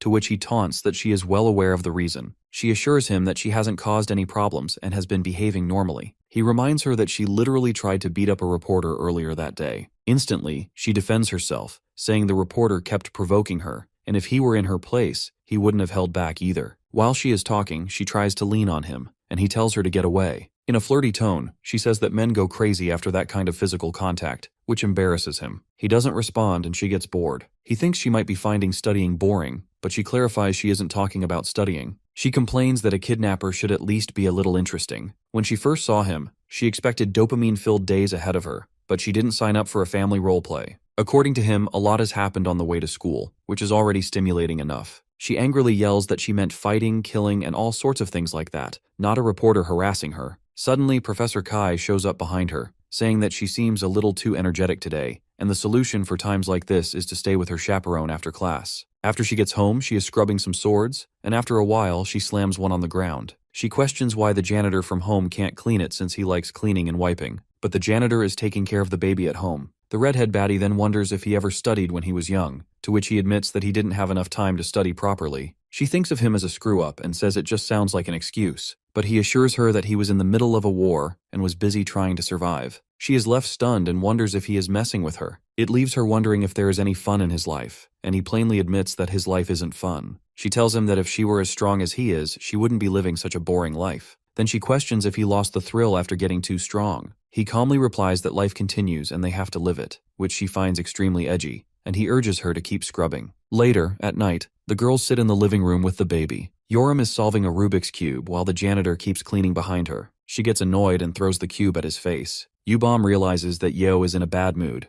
probably because of the reporters she saw earlier that day. Yoram admits that it's partially that and partially because of the lack of dopamine. Yo calls Bomb by her name, making Bomb think she might need to be admitted to a hospital. That makes Yo angry, but she calms down and asks Bomb what she lives for. Hearing that question, Bomb turns to the baby, thinking that Yo is finally hitting puberty, which Yo overhears and begins to yell. Then Yo explains that she asked Jitae the same question earlier, and his answer was just as boring as the way he looks. Yo believes humans live for enjoyment, and if there's none of that, then there's nothing to live for. She then points at Gale, who looks like she will die of excitement whenever she sees food. And the baby is just happy playing with the stuffed teddy. It makes Bomb think that maybe Jitae likes something, but he just didn't tell them. Yo thinks Bomb and Jitae are similar because they're both unreadable and really boring. But Bomb says there is one thing she knows. Jitae is really shy. Yo can't believe that since he looks like an emotionless psychopath, which Bomb used to believe too, until she saw him in the park the other day and smiled at the thought of his little reaction. That smile creeps Yo out, and she jumps on Bomb, thinking the two of them are doing something suspicious behind their backs, while she tickles her. Suddenly Gale walks in, breaking the news that a huge community on Lair is talking about Yo and that she even has a fan cafe now. When she sees Yo on top of Bomb, with her hand underneath Bomb's shirt, Gale gets shy and runs away, telling them to continue what they were doing. This makes the redhead baddie furious, because she definitely wasn't doing anything homo. The next day, when Jitae is changing, Bomb accidentally enters the room without knocking and sees him shirtless. She gets embarrassed, but he calmly asks what she needs. So she shyly enters the room and asks if he could accompany her today. As he tightens his tie, he wonders why she wants to be accompanied out of the blue. She explains that he always goes out with Yeo and Gaul, and he hasn't even gone out once with her. He knows he can't leave the two troublesome women alone, but he sighs. On the other hand, Gaul's mouth is full of food, while she tries to ask Yeo why she isn't going to school. Bomb tells them both that she is about to ask Jitae out on a date, to which the redhead baddie thinks she probably means as her chaperone.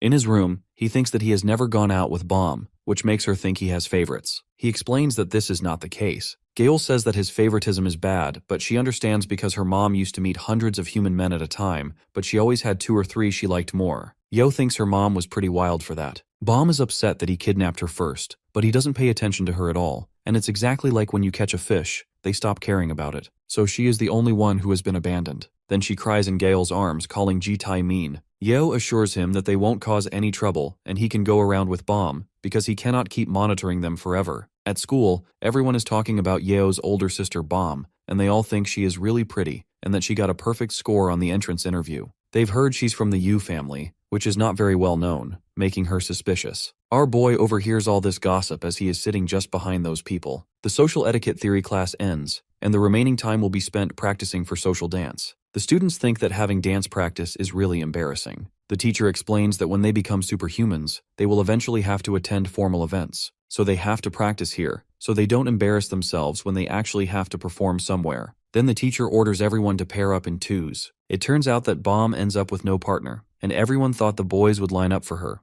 One of the guys admits that she gives a very strange vibe, which makes her hard to approach, and tells his partner not to get involved with her. The teacher notices that Bomb is left without a partner and offers to pair up with her, but Bomb asks if she can partner up with her chaperone. The teacher agrees, and she runs to grab Jitae. He admits that he can't dance, to which she starts emotionally blackmailing him that he cannot leave her alone, so he has no choice, and gets up with her. The teacher begins to teach. Meanwhile, our boy is embarrassed to touch her. She makes him feel calm and grabs his hand, telling him that holding hands won't connect them emotionally. She also urges him not to slack or it will affect her scores. Then they begin to dance. He is visibly nervous, and even Bomb notices that his hands are very sweaty. When she looks up, he is also sweating all over his body, which makes her instantly feel shy. Suddenly she trips, but before she can fall, he holds her, and they end up having a deep eye contact. She gets so shy that her nose begins to bleed. Later, he gets her a fresh drink and wonders if she should go to the hospital while a piece of tissue is stuck in her nose. She proudly admits that dragons don't need to go to the hospital and she feels okay now. He can't stop wondering why her nose bled when he didn't even hit her. She turns her face away out of embarrassment, stuttering that she wouldn't know. She then tells him that he dances better than she expected,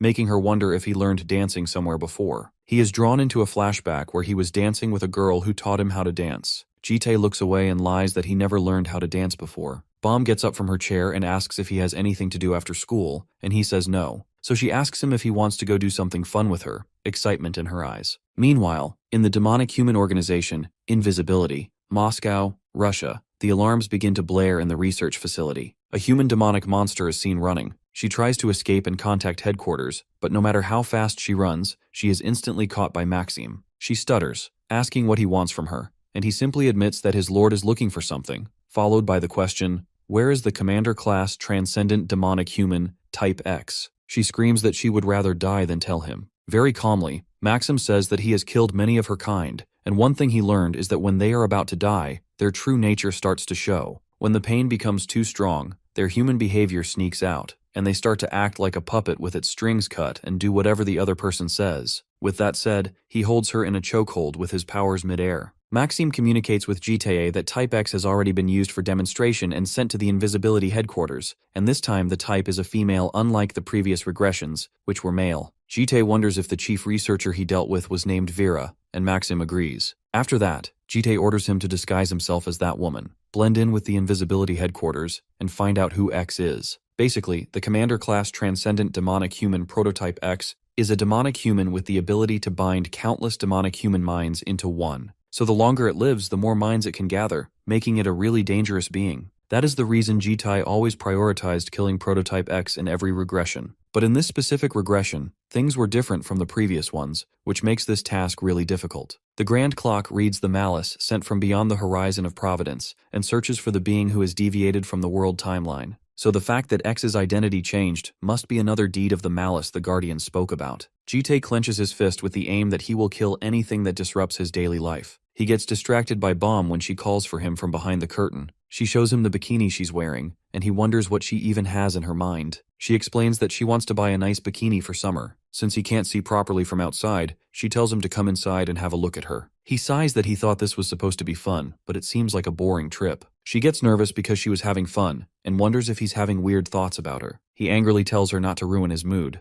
As they are walking back, she wonders if he wanted to look at her earlier, but he rejects the idea, which makes her think, how could he not want to look at her? She tries to tease him that she should have bought it, but he's not taking any of her bullshit. Then she admits the actual reason she came here. It was for the kid's presents. He doesn't understand what she means, so she explains that the baby's teddy has been completely torn, so she wants to buy a new one for her, and she wants to get gifts for the others as well. Jitae wonders what she wants to buy for the others, to which she brings up the idea that Gyul is always interested in buying clothes, so she'll buy a wallet for her so she doesn't have to feel bad whenever she goes out with her friends. For Yeo, she wants to buy something she mentioned yesterday, which is a little weird, so she excuses herself, saying she'll buy Gyul's and Yeo's presents so he can pick out Gyul's present. He walks off, and she wonders if he'll be alright shopping on his own. He goes to the toy shop and picks out a bear. The cashier looks at our boy and hardcore judges him. She assumes he is either in his late 20s or early 30s and finds him attractive too. She sees no woman with him, and he seems clueless about baby toys. The cashier is smart and thinks people like him spend way too easily. She walks up to him and asks if he's picking a gift for a baby and how old the child is. He answers that the baby is around 4 years old, and it's not his daughter, but the baby is a girl. The cashier assumes he's the uncle, which is rare because uncles don't usually pick out gifts by themselves. Then she makes him insecure, saying he's lacking a bit of sense when it comes to spending on a child. She guides him, telling him that for a 4-year-old, he should buy a Dr. playset instead of dolls and teddy bears,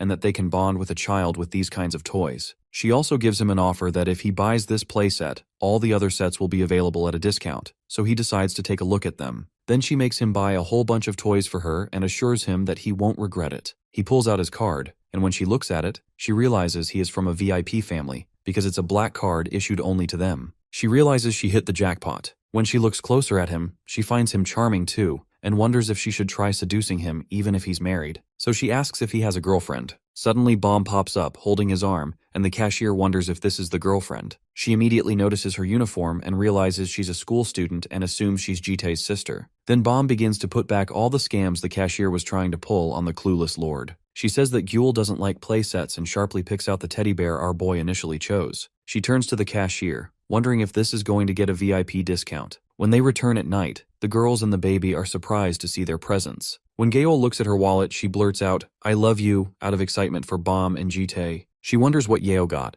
and Yeo, with a cunning smile, admits that she got an adult toy. She begins getting closer to Gaol, saying she wants to try it on her. Meanwhile, the baby gets close to our boy to show her appreciation for her toy. Then Bomb shows the present she got for Jitae. He opens the box, and it turns out to be a tie. She bought him this tie since he always wears the same one. Further, she happily plans to buy him a suit when she is making her own money. He turns to her and says she should have gotten something for herself as well, to which she says she bought something, but she'll show that to him later. A few weeks later, Jitae turns to the janitor and orders him to take care of the baby, as he will be gone for 3 days. The janitor wonders if he will be going too far. Jitae agrees and admits that Yeo will be coming with him. At school, the anti-demonic human battle simulation has finally started. It will be a 2-night, 3-day survival combat between the students inside a virtual dungeon. The students will be in groups of 3, while their chaperone will be giving them orders. This is called operating, a term taken from the superhuman groups that specialized in monster raids, where a role named operator used to exist. Here, the chaperone will be performing that operator role. Yeo is excited and begins to mock the other students who have never seen real combat before. Jitae tells her not to act so relaxed because this isn't a solo raid. They have a team of 3 who must clear the simulation. She sighs, saying she can only be paired up with someone she likes. 2 students approach, asking to form a team with them, and she angrily tells them to go away. But Jitae inquires about their names. The guy introduces himself as Hisak Sojiro, and the girl as Kim Ji-in.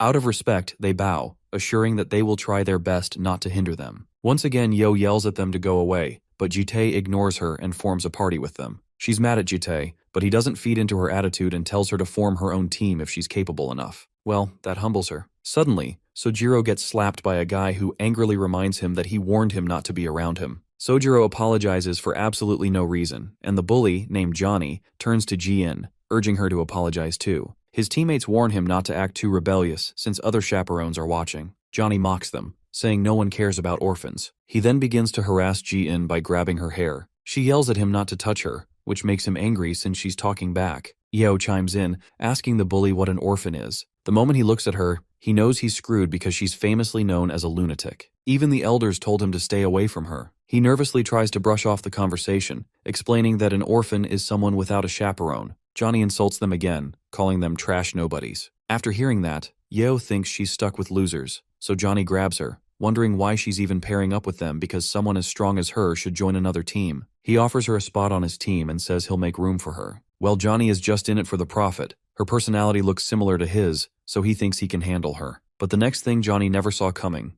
Yeo forms a fist and smashes it into his face, wondering where he got the guts to put his arm around her. She breaks his teeth and insults him, calling him a low-tier scumbag who shouldn't consider himself equal to her. He quickly flees the scene before he loses more teeth. Meanwhile, Jitae and the other 2 are left stunned. Later on, the demonic human combat battle professor, Kwon Gitai, begins explaining the rules. They will be divided into 50 teams, each starting at a different spot. Every activity, including death and damage, will be converted into points, and the points will be broadcast and ranked in real time. If a player dies once, they will respawn at another location after 3 hours. Then, he reveals the name of the virtual dungeon, Ant Nest. After that, he wishes the students good luck, and they begin stepping into the virtual dungeon. The moment our red-headed baddie enters, she's motivated for a battle already. Ji-in wonders where the rest of the teams are. After seeing how energetic Yeo is, Ji-in admits they don't have her stamina, so if she runs off alone, she could get ambushed from behind. Yeo mocks them for being weak, but Ji-in firmly states that they need a plan before moving. Again, Yo tries to take the lead, saying they should only cover her and follow her. Ji-in snaps back that this is a team battle, so she needs to show teamwork. Our girl is surprised, and the moment quickly grows heated. Sojiro steps in, calming them down. Then Jitai steps in, asking if they have a target team they'll be taking down. Ji-in knows it won't be easy because every team has an operator, so they won't expose their blind spots. Yo tries to meddle, calling Ji-in negative and telling everyone to kill whoever they find. On the other hand, Johnny's nose is still hurting, but that's what he gets for acting tough in front of Yo. He admits he just wanted to get on good terms with her but didn't expect she was actually that crazy. His teammates wonder if he really planned to replace them, but Johnny insists he only wanted to see her reaction. Then he gets angry thinking about the girl and how he'll deal with her when he sees her again. Speak of the devil, and she appears. Yo jumps from behind and attacks him again, smashing his face and sending him flying into a rock. Their chaperone begins sweating, wondering when she even arrived. He orders his team to prepare for battle, but Yeo scoffs and says they're misunderstanding the word battle because this is going to be a one-sided hunt, calling them little doggies. The enemy shoots down furiously at the approaching assailant, but Yoram's out here speed blitzing like the Flash. The shooter pleads like a child for her to not approach him, but she dodges another vaporizing blast before cropping straight up in his face with a serious glare and critically slashing this guy's abdomen with a clean connected cut, reducing all of his health points down to 0. That kill has been secured. Yoram focuses on the next guy, who seems to love screaming his way down to attack her. The sword clash connects between both fighters, resulting in a beautiful contrast. Her opponent is arrogant because he thinks she's underestimating him for not evading these attacks, especially when he's got the higher ground. Bro thinks he's Obi-Wan Kenobi out here dueling Anakin Skywalker, and that just because he's got a bigger weapon, he'll win this fight. But he forgot that fights aren't won with bigger dick sizes. Yoram manages to outclass him on raw sword capability alone, creating and opening while stunning him. Our favorite redhead then mocks him for even entertaining the idea that he could best her in a display of strength. Another decisive slash later, Yoram is on a hot streak because she secures another kill. With these two sliced up for breakfast, the feisty dragon is feeling a little disappointed because these guys didn't even make her feel a thing. She's worried there won't be any more, but then one of her friends explains that there actually is. Turning back, Yoram notices this crawling dude who is barely hanging around on 17 health points. Bro does not want to pick another fight, especially when his face looks like that. But even as he begs her not to beat his face, my guy gets his shit rocked regardless. Even the handler is like, damn, this is messed up as hell. Yoram receives applause for having defeated all of the combatants while playing solo, while the purple hair is just stunned by her insane combative ability.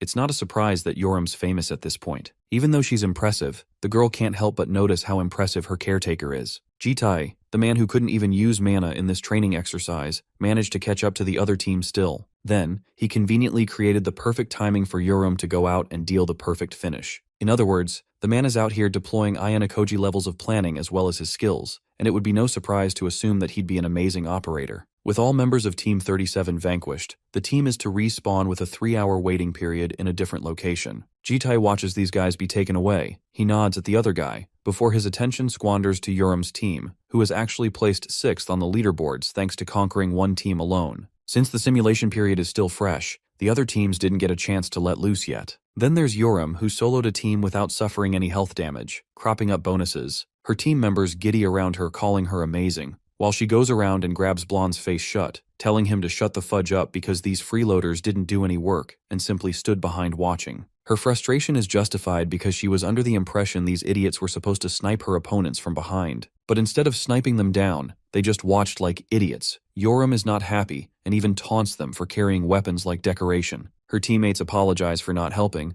while the redhead roars at them not to be satisfied with a shitty 6th position. She is fully in the mood to get that first place no matter what, so this is just the beginning to this feisty dragon. The girl is so angry that she even berates the blonde kid for dressing improperly, calling him a kid, while Jite is there to watch all of it like an annoyed parent. Back at home, little Gyul is out here playing with her toys. 2 days have passed since the start of the simulation, and from the mock dungeon control room, each fight is being monitored. The professor, Quan Gitai, is lazy as hell and is celebrating today being the final day of the program. He asks for an update on who's first and learns that Team 50 is hovering behind Team 1. The thing is, Team 1 is already a bunch of second-year elites, but Gitai wants to know who Team 50 is composed of. He quickly learns that it's actually Yoram's team, the crazy redhead with 2 more members. The redhead is playing the main guard, with Hisaki Sojiro and Kim Jin hovering behind as sharpshooters. In other words, the redhead is handling everything, but Gitai is stunned how they managed to reach second place even with her playing solo. The assistant remarks that it's actually thanks to their operator, who seems to be making excellent plays. Gitai is shown the route these guys have taken, and he's just stunned by what he sees. The assistant theorizes that perhaps the operator has some connection to the Alliance, but Gitai himself seems to be from there, so he should know everyone, except he hasn't heard of our guy. He starts to rummage over the facts,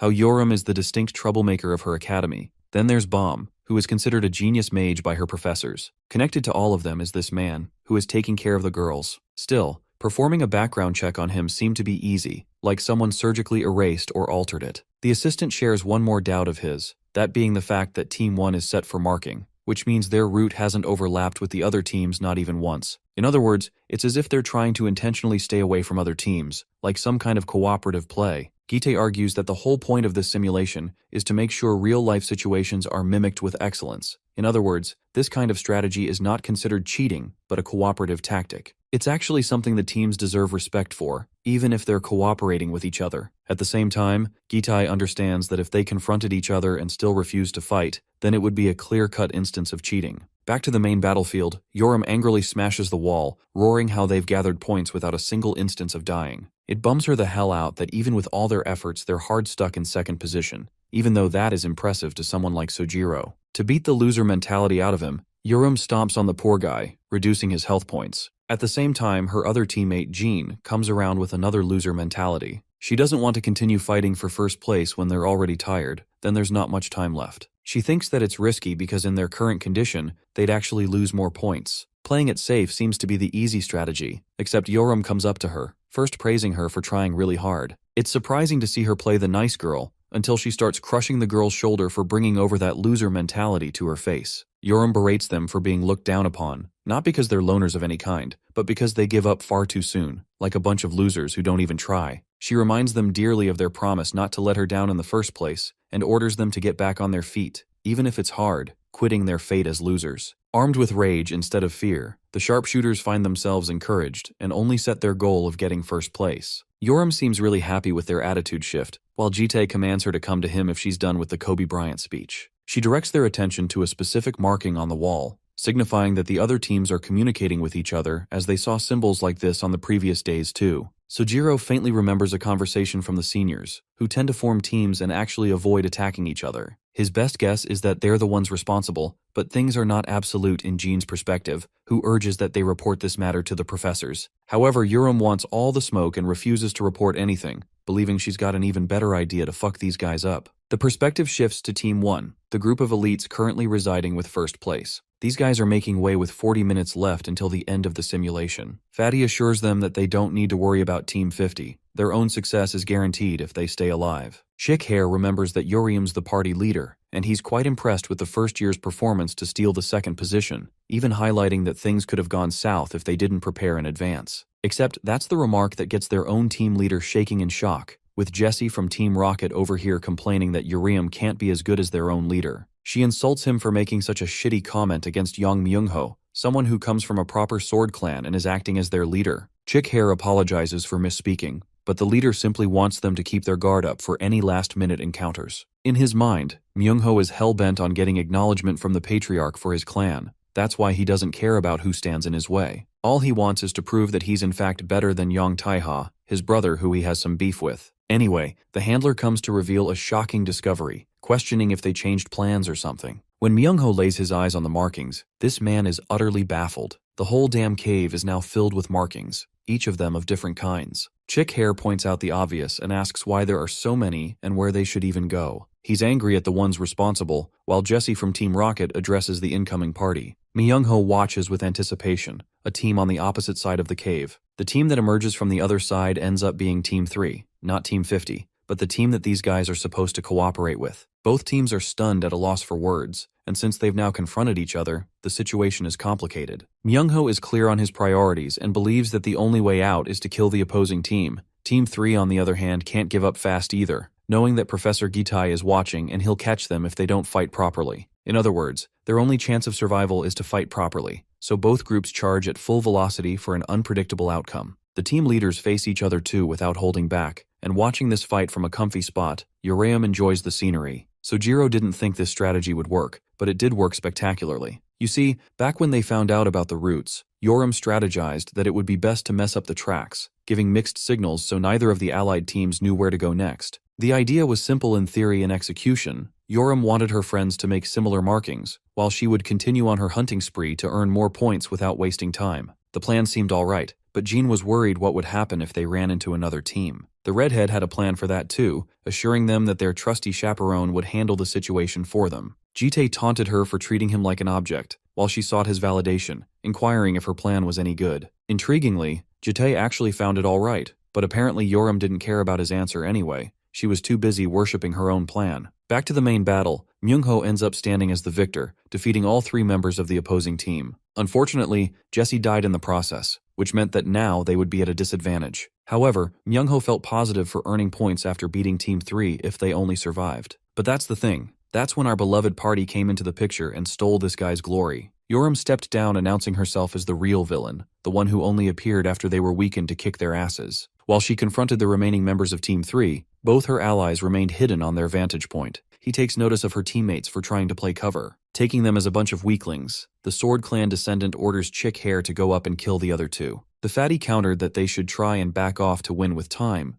but Myungho's pride gets in the way, and with a murderous glare, he orders Fat French Fry to get it done. Wee is annoyed because their arrogant team leader just can't handle an opinion, so he decides to go along with the instructions and move towards attacking the shooters. Wee is actually pretty fast because he rockets with immense speeds and directly pops up in front of the 2 guys. Sojiro is losing his shit, while Chick Hair is out here moving like a main character, further intimidating the crap out of these cowards. Both of them try to run the heck away, while Jite just watches them go past. Their screams are distracting Yoram. She's pretty impressed that the dude with a balloon body managed to be so fast. While she was distracted, she couldn't notice Myungho's incoming attack and barely managed to block it. Team 1's leader taunts her for not paying attention to her real opponent, and their clash breaks off instantly after the hit. This guy loves to yap and addresses her name, calling her impressive for making it this far and even ruining his plans. The funny thing is, Yoram doesn't even consider it a plan, and yet she managed to cook them. Myungho berates her for not being satisfied with second place, and while charging his attack, assures her that the first place only belongs to the Yang family. The Red Dragon basically pulls an Uno reverse and says, "Nope."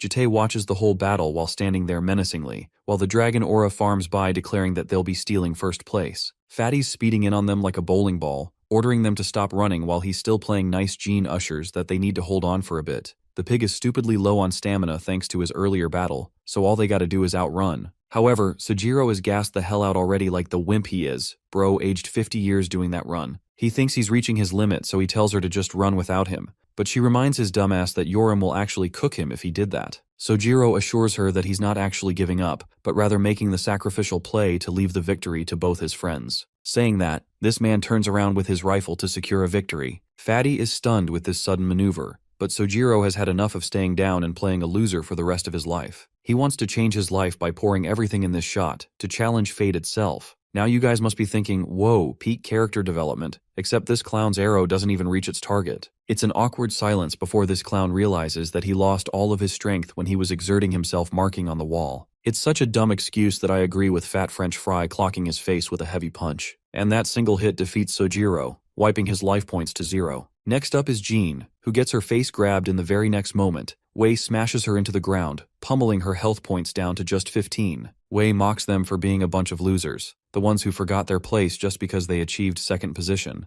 Even in this situation, Jean smiles like a badass and calls him out on his words. Activating her blessing called the Eye of the Sniper, she apologizes for shattering his expectations, and with a gun in hand lasers a shot that distracts Wei. Even after that tough talk, the fatty is confident because the shot missed, and he continues to berate her for even trying to think they deserve first place when they can't even shoot a gun properly. Pinned down, Jean assures him that he's misunderstanding the situation because her shot was accurate just now. While she says this, a boulder crops down from the ceiling, hitting the fatty on the head, knocking him out immediately. Wee realizes that he's been outsmarted. He was never the target with that gun, it was the ceiling. With that hit confirmation, his life points hit 0, knocking him out of the competition. With what health points she's got left, Jean relents that she did her absolute best for Yoriam's sake. Now, only one person in Team 1 remains. However, Jessie also wakes up from her little nap, and quickly asks the handler what happened to their team. The man explains that Myungho and Yoriam are currently dueling it out, while Wei has been knocked out. When she peers ahead to look at the situation, her eyes express true shock. It's because Lil Bro is on the ground, getting smoked by our redhead. Yoram is supremely disappointed with this guy's skill. She actually looked forward to their final duel, and it was all for nothing. She emphasizes that he doesn't even have the excuse of saying he's tired, because she too has been soloing the simulation event like a dog. In response, Myung-ho furiously states that the fight's not over yet, before rocketing towards her for another clash. Bro misses his slash and has the gall to taunt her for hailing from an inferior family. Yoram, on the other hand, toys with him by grabbing his head, assuring this young man that the only inferior person here is him. Saying so, she slams a knee on him, putting him on the ground. Though that attack should have taken him out, the redhead is pretty impressed that this guy managed to block it with his sword. Invoking every last bit of rage-filled strength that he has, Myung-ho deflects Yoram far away. Replacing his cocky attitude from earlier, he actually praises the girl for being way stronger than he anticipated. But one thing is for sure, her swordsmanship does not match his own. Armed with the mindset to win no matter the cost, Myung-ho goes beast mode to show her the sheer difference between their skills. Yoram keeps it chill, thinking that he's just trash-talking like last time, but her face falls flat when she recognizes what he's about to do. Gearing into stance like Miwa from Jujutsu Kaisen, Myung-ho opens the first form of the Yang family's sword arts, the Rising Dragon. His sword sends out streams of blue lightning spiraling towards the airborne Yoram. Even the handler for Team 1 is genuinely shocked that Myung-ho somehow managed to learn one of the ultimate techniques of his family. Ji-tae is still watching nonchalantly, observing how Yoram is slowly getting cut up from the wind strike. Instead of feeling afraid, the redhead is thrilled to see the Yang family's technique in its true glory. While she's still in a weakened position, Myung-ho pedals forward with surging speed, aiming to finish her off with a single strike. He seizes the moment by emphasizing that not even the best of Yoram's skills can match the ferocity of a famous sword clan.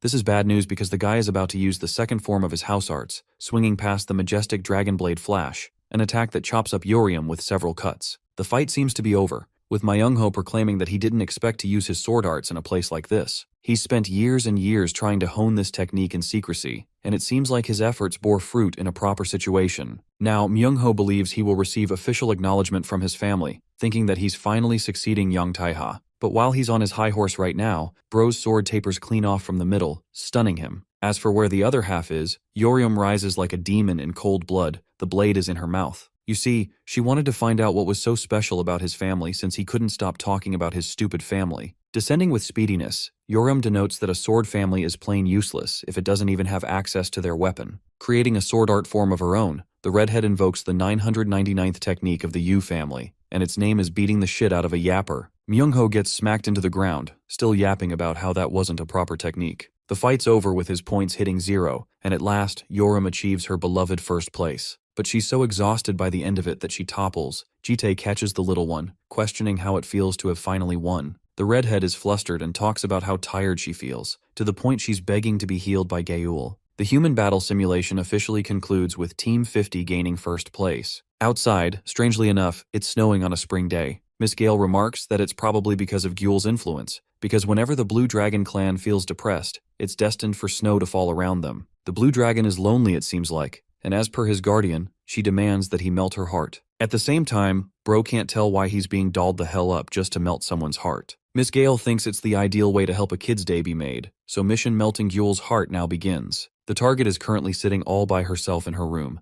The tiny blue dragon appears sad with a crayon in hand. The tinkering bot calls out to little Jewel and urges her to become a princess with him. This is so funny because instead of melting the blue dragon's heart, it only ends up pissing her off even more. The dude doesn't know what he did wrong while Bomb is out here confused about what in the heck he's dressed up as. Gale's antics have been caught, because not even dressing up like this is enough to melt the girl's heart. Instead, it only scared the little one. The bot tries to deflect blame on Gaeul, but this girl quietly hums like she never had a part. In the end, the poor guy had to wash up in peak depression, playing like a fiddle. That aside, Yoram returns with our majestic protagonist, annoyed that it's snowing in the middle of May. Gaeul quickly comes up to greet them and asks if it was fun, not knowing that Yoram's got a snowball prepared in advance. She quickly grabs the poor girl, offering her a gift by shoving it down shirt. The angle is diabolical, by the way. Yuriam also states that she mixed dog poop into the ball, and let's just say I'd be washing myself with bleach after that. Bomb is focused on her crush, praising him for working hard, while Jide takes notice of the tiny blue dragon. Apparently, she's prepared a cute drawing for him, a present for their caretaker. Jite looks at the drawing, one that outlines all of them in the spring. He notices Gaeul, Yoreum, and Bomb alongside the janitor,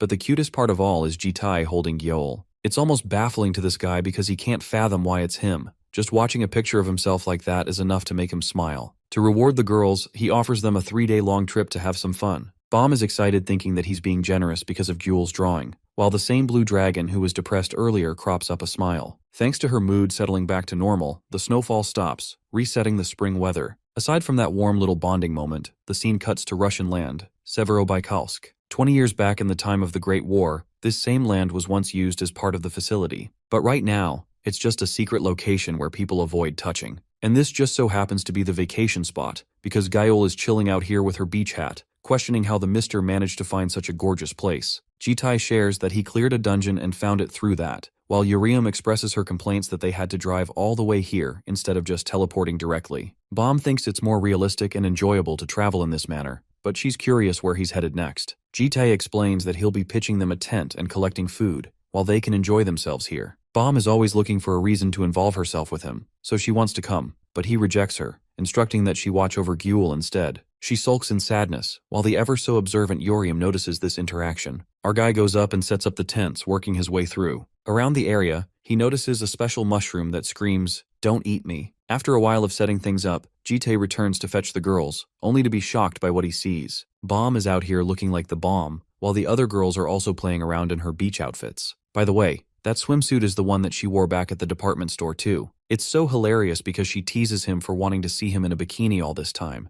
This flirty little comment, and that pose is crafted to give this man a boner, but Jitai is not a simp and looks away. Urium teases the guy for trying to avoid them, because she thinks if this is how he's gonna react, then maybe she should have worn a bikini too to surprise him. Hilariously, Urium gets her head smacked and knocked into the ocean for that little comment. After a while of playing around, it's already evening. The girls expected some super delicious meal, but they came back to see utter poison cooking in the damn pan. Whatever it is, it's not for consumption. Urium thinks that this man might be trying to kill them with a poisonous hot pot, while Gale recalls her traumatizing memories of eating way too many poisonous mushrooms in the Amazon. The redhead straight up calls it disgusting, worse than dog food even. Jitai counters by saying they all eat Bomb's food just fine, which further pisses off Bomb, who expected him to actually like his food. Bro just can't win right now. And while these guys are fighting over the food, the little blue dragon takes a chunk and swallows it. Realizing that she just ate the damn thing, all the other sisters crash out in fear that the kid might actually die. To Jitai's own shock, Gyul smiles and remarks that the food is actually quite delicious, stunning all the other sisters, not to mention that she finally spoke. The girls are starstruck while Gale questions why she's only deciding to talk just now, but then figures that maybe the little one just didn't want to talk this entire time. Urium buds in and makes it seem like it's the problem of the golden dragon for being an annoying yapper,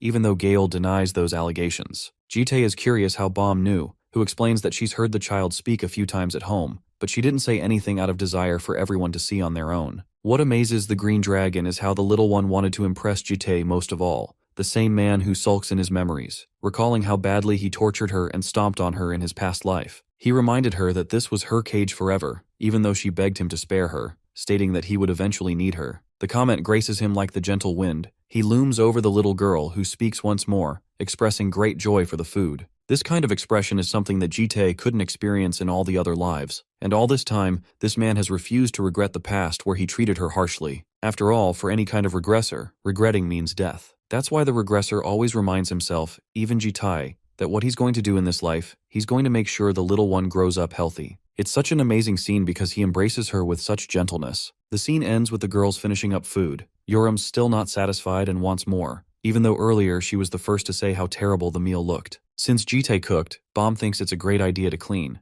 but the redhead is a lazy bum who wants to smoke. The scariest sister casually grabs her shoulder with a calm temper, ordering her that they'll clean together. Just a single touch is enough to put her senses on alert. Urium agrees and casts a summoning circle at once, before pulling out a certain someone from it. It's the trusty janitor, who is forcibly summoned. At first, Bro gets in the feels, thinking that they were missing it at home, so he sheds tears of joy. But then, the girl happily points him towards his beautiful task, an ugly-ass mess of a stove ready to be cleaned. The redhead tells him to get it done quickly, and the poor guy has to do it all by himself, only for Bomb to come along and help too. Even Jitai can't believe that they summoned the janitor just for this task, but Urium thinks that anyone complaining should just go up and help clean. Sensing something from nearby, he orders them to go inside the tent fast. They're confused when a figure pops out of the shadows, suddenly ruining all of his mystery with a loud hello. Yoram and the girls are confused, calling him an average boomer in the woods. Jitae politely states that they're on a family trip, and discovers that this man is also here with his pregnant wife and child. The excited man is shocked that another person managed to come here with how few people know about the location, but our boy is locked in and provides him information about the Abaddon mushrooms. You know, the mushrooms that they ended up eating all. The man is stunned before revealing that he's the one responsible for actually planting them,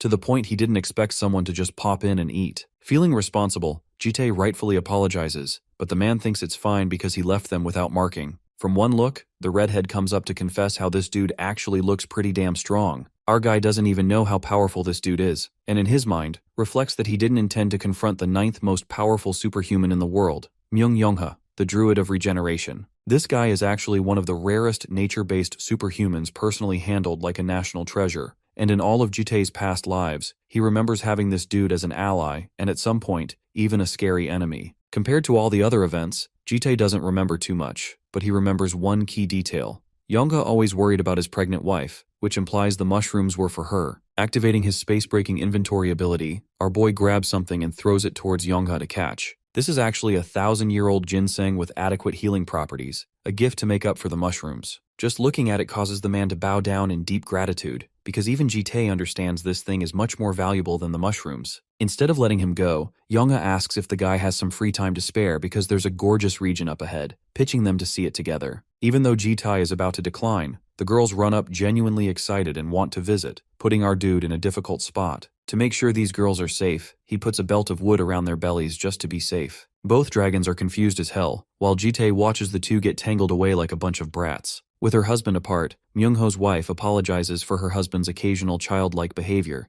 but Jitae's okay with that and assures her to go on. He watches her leave, which actually leaves Bomb and him some time spare. The green dragon remarks how it seems like a family trip, one so different from their own. Jitae doesn't even pretend that theirs is a real family. Bros out here colder than Lloyd Forger. Still, Bomb argues that their family is missing a mom even though all the others are her younger siblings. And get this, to rizz this man up, this girl literally puts off her hair tie, sneaks up to his face, and boldly whispers that she wants to be the mother. Not even our boy can survive this rizz. Her sly little comment with that close of a distance is enough to leave him sweating bullets. Bro's so speechless that Bomb actually laughs, before telling him that it's all a joke. Bro covers his ears to conceal his red ears, while she continues to fluster the hell out of him. That romantic moment aside, Jitae's servant returns with some information on Prototype X. Back to his work mode, he ushers Bomb to catch up with the others, while he himself turns the other direction to handle a sudden affair. With him leaving, the green dragon wonders where he's headed, while the janitor makes a dead joke stating that it might be the bathroom. Bomb is unimpressed and goes murder mode on the janitor for making a joke on her hubby. Let's take ourselves to Moscow, Russia, where a certain lady is expecting a visitor. This happens to Jitae's servant, while the man himself arrives for a quick break. The servant assured him that he didn't have to forcibly come, but our boy wanted to take a break from the trip.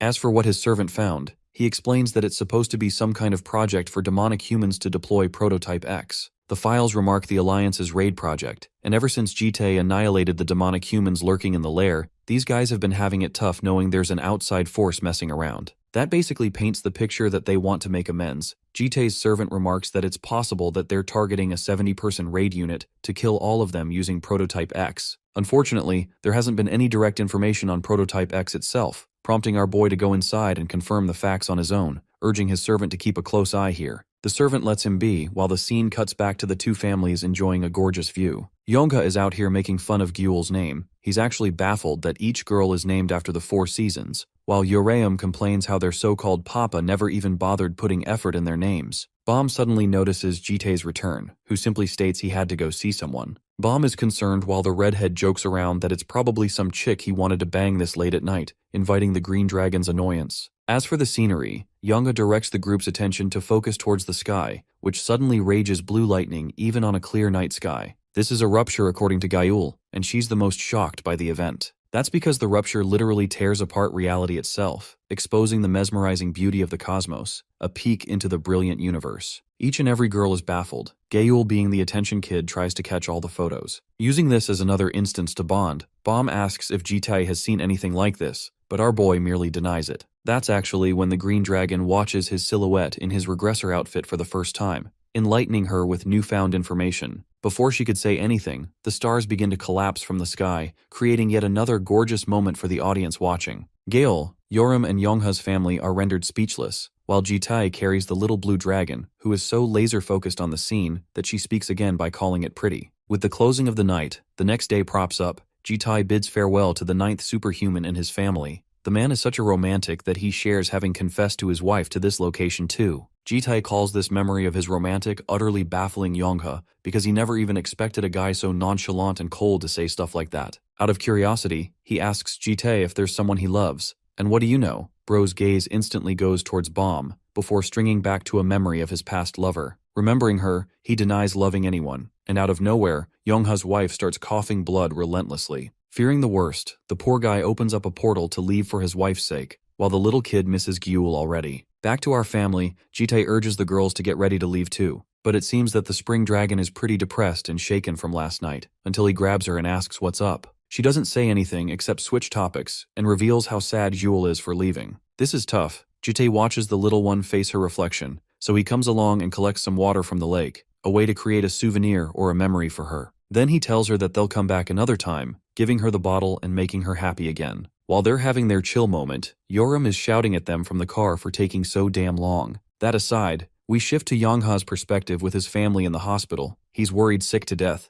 until one man comes along to assist him. This is the first returner, or rank 2 on the global leaderboards, BM. BM slurps on his delicious juice, while the two friends share a good time for meeting after a long while. The second strongest ranker remarks that he's on a short-term stay and has to leave, but he hastens to ask if the condition flared. Yongha replies by confirming that it happened during the camping trip. 10 whole years have passed, and despite the advanced developments of the magic and technology sector, no one can accurately pinpoint what is actually wrong with his wife. Back during the time of the Great War, she fell, and he regrets not being able to protect her for it, and now some kind of ancient virus is dooming her life. BM tries to play the part of the good friend but doesn't read the room because Yongha is furious, roaring that he doesn't care about titles like the highest ranker. The man weeps like a child, expressing that his lifelong and only desire is to see his wife Hawan healthy again. Honestly, bro is such a G for that, while BM snoops around to check if he's really crying. Normally this dumbass is always laughing like an explosive ogre, so it's rare to catch him like this. The only other time he cried is when Hawan gave birth.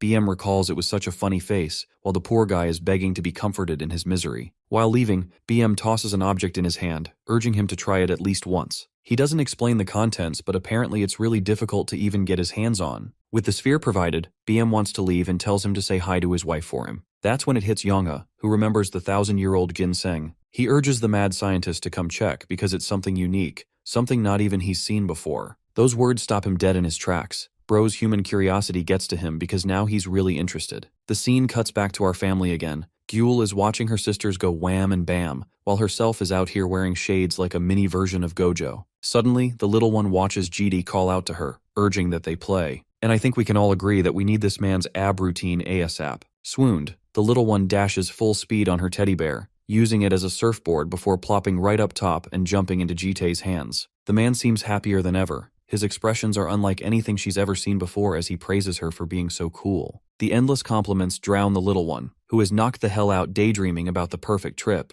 While she's out cold hugging the bear, our boy quietly slips out and shuts the door. Currently, the janitor is also asleep. Yoram is just knocked on the other side of the bed. With playtime over, he now has to leave all dressed up in his aura farming fit. Suddenly, he senses the spring dragon and questions why she's up. Bomb complains that she wants to tag along, but he doesn't want to take her. But she's concerned that he's going on a mission based on why he had to leave yesterday. From those words alone, Jitai sharply deduces that her providence ability must have allowed her to see certain events. Bomb begs him to take her because she knows he'll need her help, but this man plays solo and coldly rejects her. Words don't seem to work, so the green dragon crops up behind his back, whispering that Jitai treats her like a child who he needs to protect, that he shouldn't show her horrific things. But she also reminds him that they won't just be happy with just the good memories, and personally for her, she wants to see both good and bad since she's the green dragon. Thinking it over again, Jitai refuses to entertain her and sets off, stating that he'll return soon. Left with an emotional gut punch, Bomb asks him a burning question, inquiring what he would do in a situation where he would be in pain at the cost of completing his mission. And my glorious king straight up says that he'll still do it, even if other people hate it, or if it hurts them, he'd still do it. Suddenly the light turns on.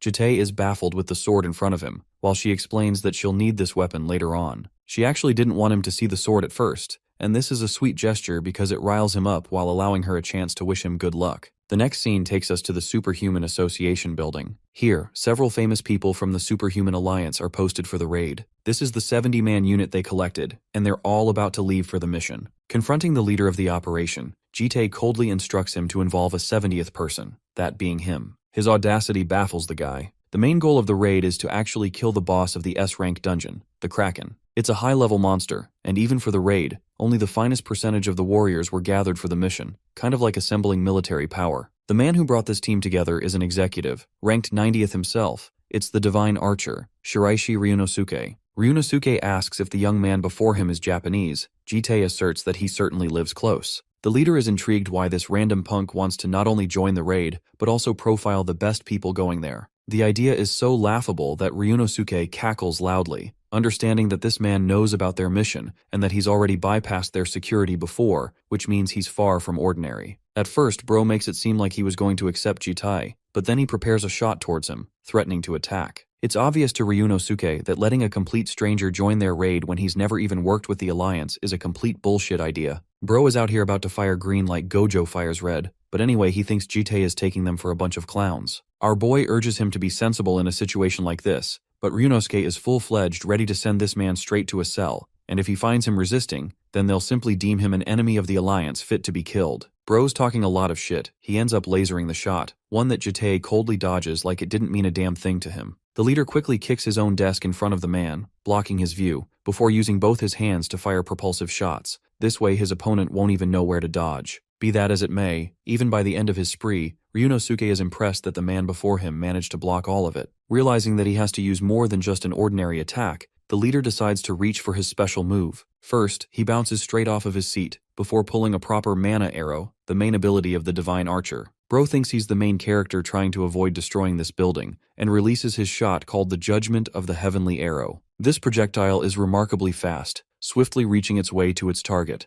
a man who appears unamazed. Jitae casually steps aside before catching the bolt without even breaking eye contact, a way to taunt his opponent. Ryunosuke is only just starting to realize that this man is built different and he fucked with the wrong person. Actually, our boy sends the same arrow back to this guy's face, slamming him into the wall with incredible offense. The archer's own projectile renders him purely exhausted. This fight's over and he's like a dog about to be put out of his misery. Looming over the pretentious leader, Jitae wonders if he managed to persuade him somehow. Hilariously, Bro still has the gall to say no, but our boy is okay with that possibility too, threatening to wear his skin if it came to that. Giggling, Ryunosuke slyly remarks that his skin is quite thick for an old man, before popping the use of an ability called Radiance. He thinks this thing is supposed to surprise Jitae or something, and like a chicken, Bro runs the opposite direction to try and escape from the boogeyman. Ryunosuke is aiming for the emergency warp machine to transport him directly to the headquarters where he can report this mess. But the moment he tries to slam open his way into the room, my guy comes up with a disappointing discovery. His escape plan failed from the start because the warp machine was already destroyed. While he's processing his shock, an energy blade casually makes its way next to his neck.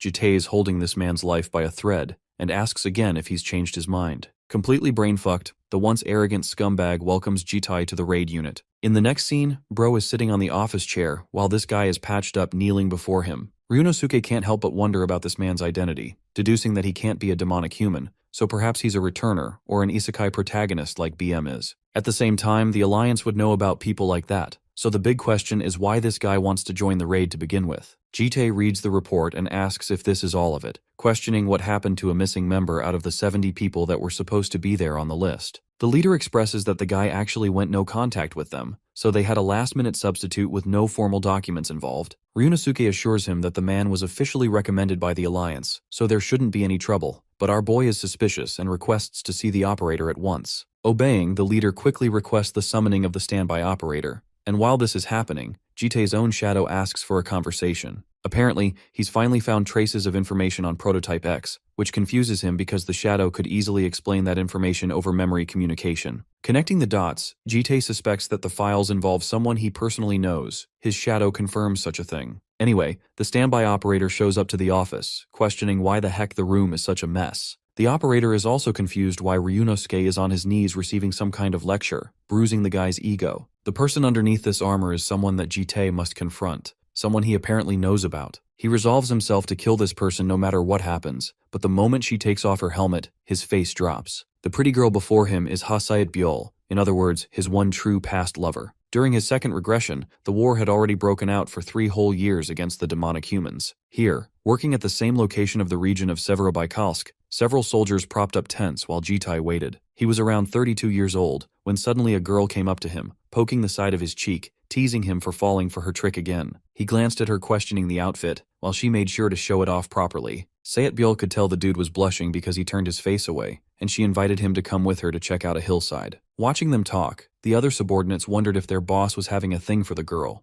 because from a distance, it definitely seemed like they'd been dating. At the same time, they wondered how Sayat Byul even managed to join the corps when she looked so young and pretty. That made them question if it all happened because she wanted to pursue her crush, but that possibility is shot down when it is revealed that she actually took care of some kids at the orphanage. Tragedy struck at the start of the war, annihilating the orphanage and reducing the kids to red paste. That marked a turning point for Sayat Byul, who awakened as an operator-class superhuman, eventually finding her place to be in the corps. What's shocking is how she managed to appear smiling all the time, but then again, everyone after the events of the war tried to cope and had some tragic past. That night, Jitai found the excited girl waving her to come over, stunned that he actually did come to find her here. Bro thought that there was nothing special about the place, but this girl was out there swooning. Sayat Byul remarked that a pretty moon was here alongside her gorgeous face. Despite her best attempts to flirt with him, this man did not get bricked up at all, so she embarrassingly explained that there's something else she wanted to show him. Her blessing allowed her to detect danger, immediately killing the mood and turning Jitai into murder mode. Sayat Byul told him to tone down his super serious mode for 1 second and simply focus on listening with his eyes closed. He followed her instructions, while she remarked that her blessing actually allowed her to detect something more than a threat. Thanks to her senses, she is capable of sensing someone's beating heart. Before Jitai could grapple with what she means, the rift opened up, showing us the same universe of falling stars that he saw with the dragons, except this time, this guy was starstruck. Using this as her moment, she quickly leaped up and hugged his body, confirming that indeed his heart was beating loudly. At that moment, a rush of emotions came over to him. Jitai grabbed her face and kissed her underneath the falling stars, marking the confirmation of their romance. Hilariously, the girl told him to go and apply some balm because bro's lips are chapped as hell. Really pursuing his feelings, this man straight up confessed that he wanted to marry her after the war ended. She thought it was shocking for him to say that, and she was willing to follow through with it too. They even made funny pregnancy jokes because Sayat Byul found the idea scary and teased him to give birth instead. And get this, Jitai even agreed to it. This man is a lover pro max. Well, their excited love life came to a heartbreaking, gut-wrenching ending. You see, not only did she die a brutal death, the one slaughtering her was Jitai himself. All of his friends were dead. While his body was puppeteered into the act, he begged the perpetrator to please stop, but couldn't stop himself from driving swords into his own lover's body. Jitai screamed in agony. This is possibly the scariest freaking end to a romance I've ever seen. The one forcing him to do all of this happened to be a disaster-class demonic human, Hasegawa, who sickeningly enjoyed the melody of his screams. But this is just something he wanted to use against the regressor, the one who gave them so much trouble all this time. Of course, Hasegawa knew that Sayat Byul wanted her lover to live, so he left him alone. But this was even a more sinister ending, because this way, Jitai had to remember his fate until the end of time, a reminder to never mess with demonic humans ever again. All this man could do was watch his lover's lifeless body, a fate so agonizing that he took the sword and drove it to slash his own neck, ending the second regression. The system called for his failure and rewound the world once more. By the way, all of those memories are currently drowning him, as Sayat Byul questions if he's alright because he spaced out after a while. The leader loses his marbles and begs her not to upset this man. As for the current Jitai, he reflects how the grand clock, the item of regression, purposefully looks for individuals who stray from the timeline of the world. Using its authority, he checks on Sayat Byul, only to discover that there have been a number of changes in her life this time. For example, the orphanage collapsed not because of the war, but because of superhumans, fueling her revenge and forcing her to create a contract, allowing her to be reborn as a demonic human. And get this, the demon she contracted herself with is the all-powerful 7th monarch of the void, Rakshata.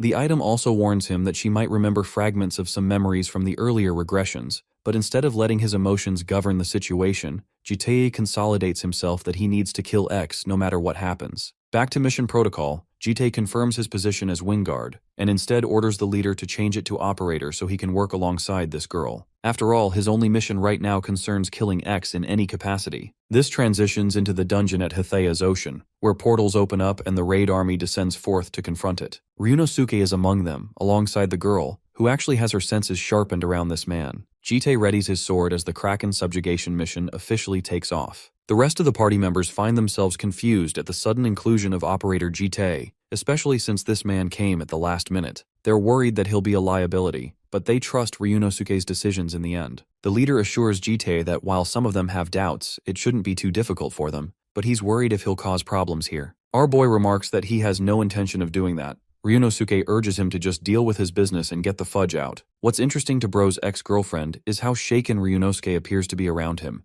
signaling that maybe he's really high up on the ranks, perhaps because he's great at handling dangerous situations. Satebiol remarks that she herself is afraid of the water, and that it's actually her first time in a dungeon situation like this. Out of fear, she urges him not to abandon him in case he sinks. Hilariously, the same girl quickly dashes away to address nature's call. Watching her leave, Jite is filled up with his past lover's memories. She was just as nervous back then too, trembling at the mere sight of blood. But one thing is for sure, she definitely did not fear water. This means the bitch is lying, prompting him to activate his ocular ability to detect the truth. Now, the reason she doesn't exactly recognize him despite having previous memories is because she's a different version of the girl he knew. Even then, the woman is insisting on trying to pretend to be the same woman from the past, which means her real soul is probably hung in a contract with the 7th Monarch of Void. The girl in front of him is just a mechanism. The Monarch is looking for a way to torment Jitai by forcing him to kill his own past lover again, a way to break his resolve, his confidence. Emiya Kiritsugu is impressed with the strategy, but bro ain't gonna fall for that bait. Speaking of which, the Kraken pops out of the ocean right then and there, terrifying the heroes. The titanic beast stuns them with its leviathan-like presence, engulfing the entirety of the land with its boundless tentacles.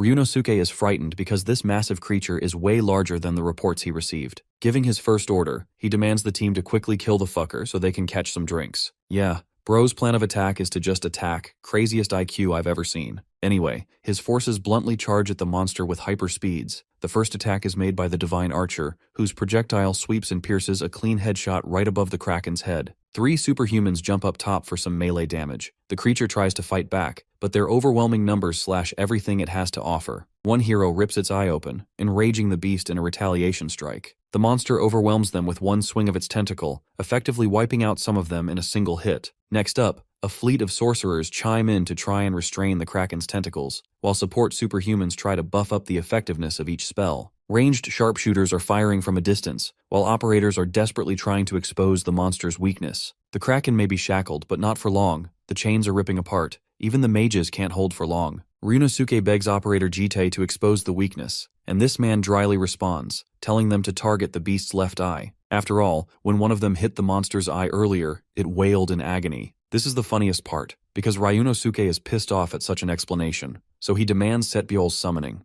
Jite casually shares that the girl's off to the toilet, which may be the very reason they all end up dying here. Trusting this man's words, the leader decides to follow through. He plans the initiative himself, bursting with unfathomable speed and earning my respect because damn bro really wants that smoke. Manifesting his judgment arrow, Ryunosuke charges it with overwhelming might to kill the monster of the abyss. He sings a song, firing off a colossal bow strike aimed straight for its left eye. The projectile races at max speed, exploding on top of the vulnerable spot, causing the monster to seethe in agonizing screams. The rest of the party wonders if they succeeded at last, and to some extent they did, because the Kraken is forced to descend back into the ocean. Ryunosuke returns to land. He's still injured from his fight against Jite, which is the reason he couldn't even go all out just now. Unfortunately, that hit wasn't enough to kill the beast, and this is the only opportunity they have to finish it off. While he's holding himself together, the Golden Operator watches from above. She descends, finding the opportunity to land a strike, and is moments away from ending Ryunosuke. Satebiol's demonic human side surfaces, but before she could kill him, our boy sweeps right in to push her aside and save the leader's life. While all of this happened,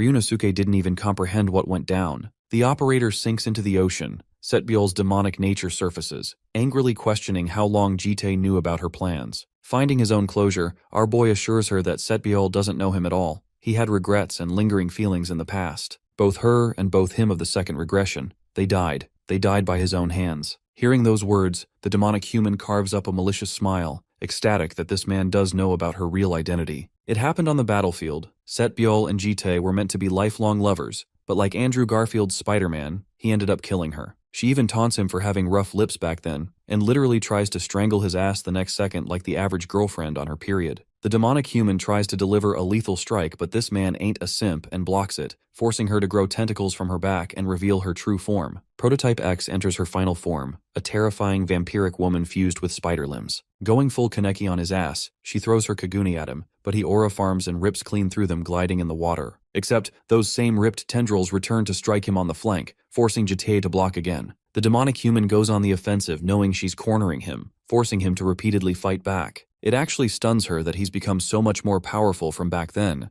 because if he had this same strength back then, he'd have saved everyone. She says this while managing to block his attack. Satebiol curiously wonders why he's only defending and not leading the offensive. She thinks that perhaps it's some guilt forcing him back, driving him not to kill his past lover once more. After all, back in his second life, he literally stabbed her eyes out. How merciless his attacks seemed. In an effort to force him to succumb to his feelings, she haunts him by saying it felt cold when he stabbed her relentlessly. The Grand Clock senses the involvement of an item outside of the timeline, one called the Armax Longsword. This weapon shatters those illusion and rips apart the demonic human's limbs, piece by painful piece. It's his way of saying he doesn't give a damn anymore, while she's the one in agony this time. Jite senses that his clock is actually amplifying the strength of the sword. He wonders if it's because of the malice he personally extracted from one of the Guardians. This makes him remember Bomb again, and also helps him realize that she foresaw this kind of future. Thanks to this weapon, our boy doesn't even have to kill Setbiol's soul when he can directly target the malice affecting her. In fact, the demonic human is already losing control, but Jitai goes on the offensive one more time, ordering her to stop manipulating the poor girl's heart, ordering the demon to come out already. He renders another powerful swing, obliterating her and rendering her demonization further apart. The demon is now cornered. It knows that things are looking bad, so it gazes around and finds the injured Kraken from earlier. This is the missing piece after all. Jite isn't a threat if he can't hit her, so she launches herself directly towards the Kraken, landing on top of it. And then, she extends her tendrils and stabs the monster to siphon its energy. This helps the demonic human take total control of the already weakened boss monster. Jite is rather surprised that she's capable of manipulating the mind of a beast in this life as well. The demon inhumanly roars his death, throwing a dozen tentacles aimed at him. Preparing for his next maneuver, Jite coats his badass sword with the second form of his formless sword ability, cloaking it with darkness. He raises the weapon up high and swings in a way that it shoots out chains, attacking every tentacle and cutting it down. The demonic human watches the depth of his darkness. It's the only ability that she doesn't recall from her memories, but she can tell from the torn limbs of the Kraken that this thing is not mana, nor a blessing. It's as if the darkness is created from an intense hatred. Its own design is a representation of murderous intent. And as he charges to finish her off, the demon is only left estranged, questioning how on earth this man happened to achieve such boundless strength. At the final moment, she shows Setbiol's innocent face, calling him a monster before her own face is ripped clean. Imagine a literal demon calling you a demon, bro, is the John Wick of this universe. Anyway, that last attack shakes the very ocean, causing tides to erupt. This level of strength is familiar to Ryunosuke, who can understand that it's coming from Jitai, making him wonder what the hell this guy is even up to. After the storm clears, our guy carries Setbiol's unconscious body, and thanks to the authority of his grand clock, he siphons malice lingering in her. Also, it urges him to continuously see her to ensure further malice does not corrupt her, but at least things are over for now. With the past settled, Bro receives a call from the Golden Dragon, who informs him that Uraeum is out here drinking the guy's alcohol. Yup, Papa over here is on work duty and has an alcoholic child problem. With that, the Superhuman Alliance's mission to subjugate the Kraken is officially completed. As for Jite, the guy returns carrying Setbiol's body, stunning all four girls with this sudden maneuver. Yoram is the first person to question what woman is currently sitting butt naked on their couch covered with his coat. She even teases him for bringing home a girlfriend, going on to whisper to her other sisters that they're so nasty for undressing even before arriving inside. Shutting down the claims, Jite shares that she's just someone he knows,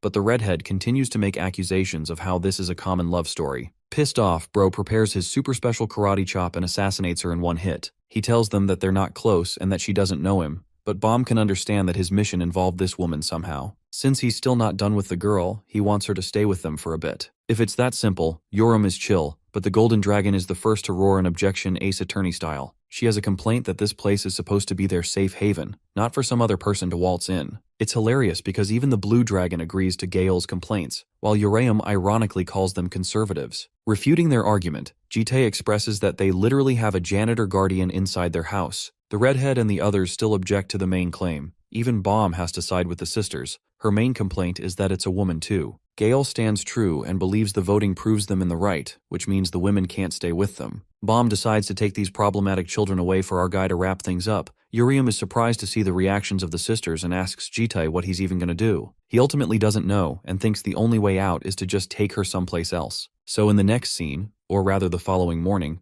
trouble brews in their house of dragons again. And yes, that pun was intended. Urium confronts the woman who is going crazy right now, threatening them with a wine bottle. Saetbyul is furious, while Jitae is chill as heck even though bro literally kidnapped her straight to his home. The girl is also pissed that she's not in her clothes right now, while Yeoreum emphasizes that she never did anything weird. The idea is supposed to calm her down, but it only causes her even more panic. Saetbyul flexes her superhuman status, while the red dragon is starting to realize that this bitch is straight up crazy. At that point, Jitae receives a notification from the system, confirming that he's already extracted 10% of the Malice's traces. Thanks to this, a new truth has been unlocked. Apparently, Saetbyul is bound to undergo mental corruption, which means her mental state is going to be in shambles until that corruption fully subsides. This is understandable to Jitae, since it's a direct consequence of the malice too. Lunging outrageously at them, Saetbyul tries to attack. Urium asks for instructions, and our boy gives her full authority to beat the crap out of the girl. Saetbyul completely misses her since she's attacking blindly, while Urium uses this momentum to grab her by the wrist and smack her into the ground. That little tackle seems to be enough, except Jitae has to cover Jewel's eyeballs because Urium accidentally ripped the clothes right off her. The girl is flustered and throws the blanket on top, blaming Saetbyul for charging like that. Also, she shouts at the STPID janitor guardian for not cleaning already. Interestingly, the janitor rejects this request, stunning both of them. Enraged, the guardian shouts that his only duty is to protect the green dragon, and right now he can sense that Jitae has stolen his sword. He wants it back, while Urium wonders what the hell's wrong with this tin can all of a sudden. Right now, Jitae can sense that this thing is in the same condition as Saetbyul, which means he too has been exposed to malice, and that also means some level of mental corruption was involved. Setting the cute one down, he prepares himself to confront this idiot. The guardian blames his earlier loss for letting his guard down, emphasizing that it won't happen again. But before this dude can even finish his sentence, a karate chop knocks him out instantly. Tin Can hits the floor with his head popped out, and Urium is just realizing that both of these idiots are affected by the same thing. However, one problem arises. What do they even do with these guys since hospitals are out of the question? First, Jitae confronts her bratty ass for drinking all night. Urium denies it, but he tells her to bring a bottle and tag along with him anyway. He opens up a portal, stating that they'll be taking both in a place that will treat them. In the next scene, we arrive in the underground labyrinth. The red dragon is squealing over how cool this place is, while Jitae shares that it's his main base and place of treatment. She's a little creeped out because it has a few cells in there, but he tells her to just keep moving. Always being sharp on her feet, Urium goes out on a limb and asks if he's going to trap them here if they don't listen to his orders. This brings up another haunted memory. He remembers having the red dragon tortured in one of his past lives, and how angry she felt towards him.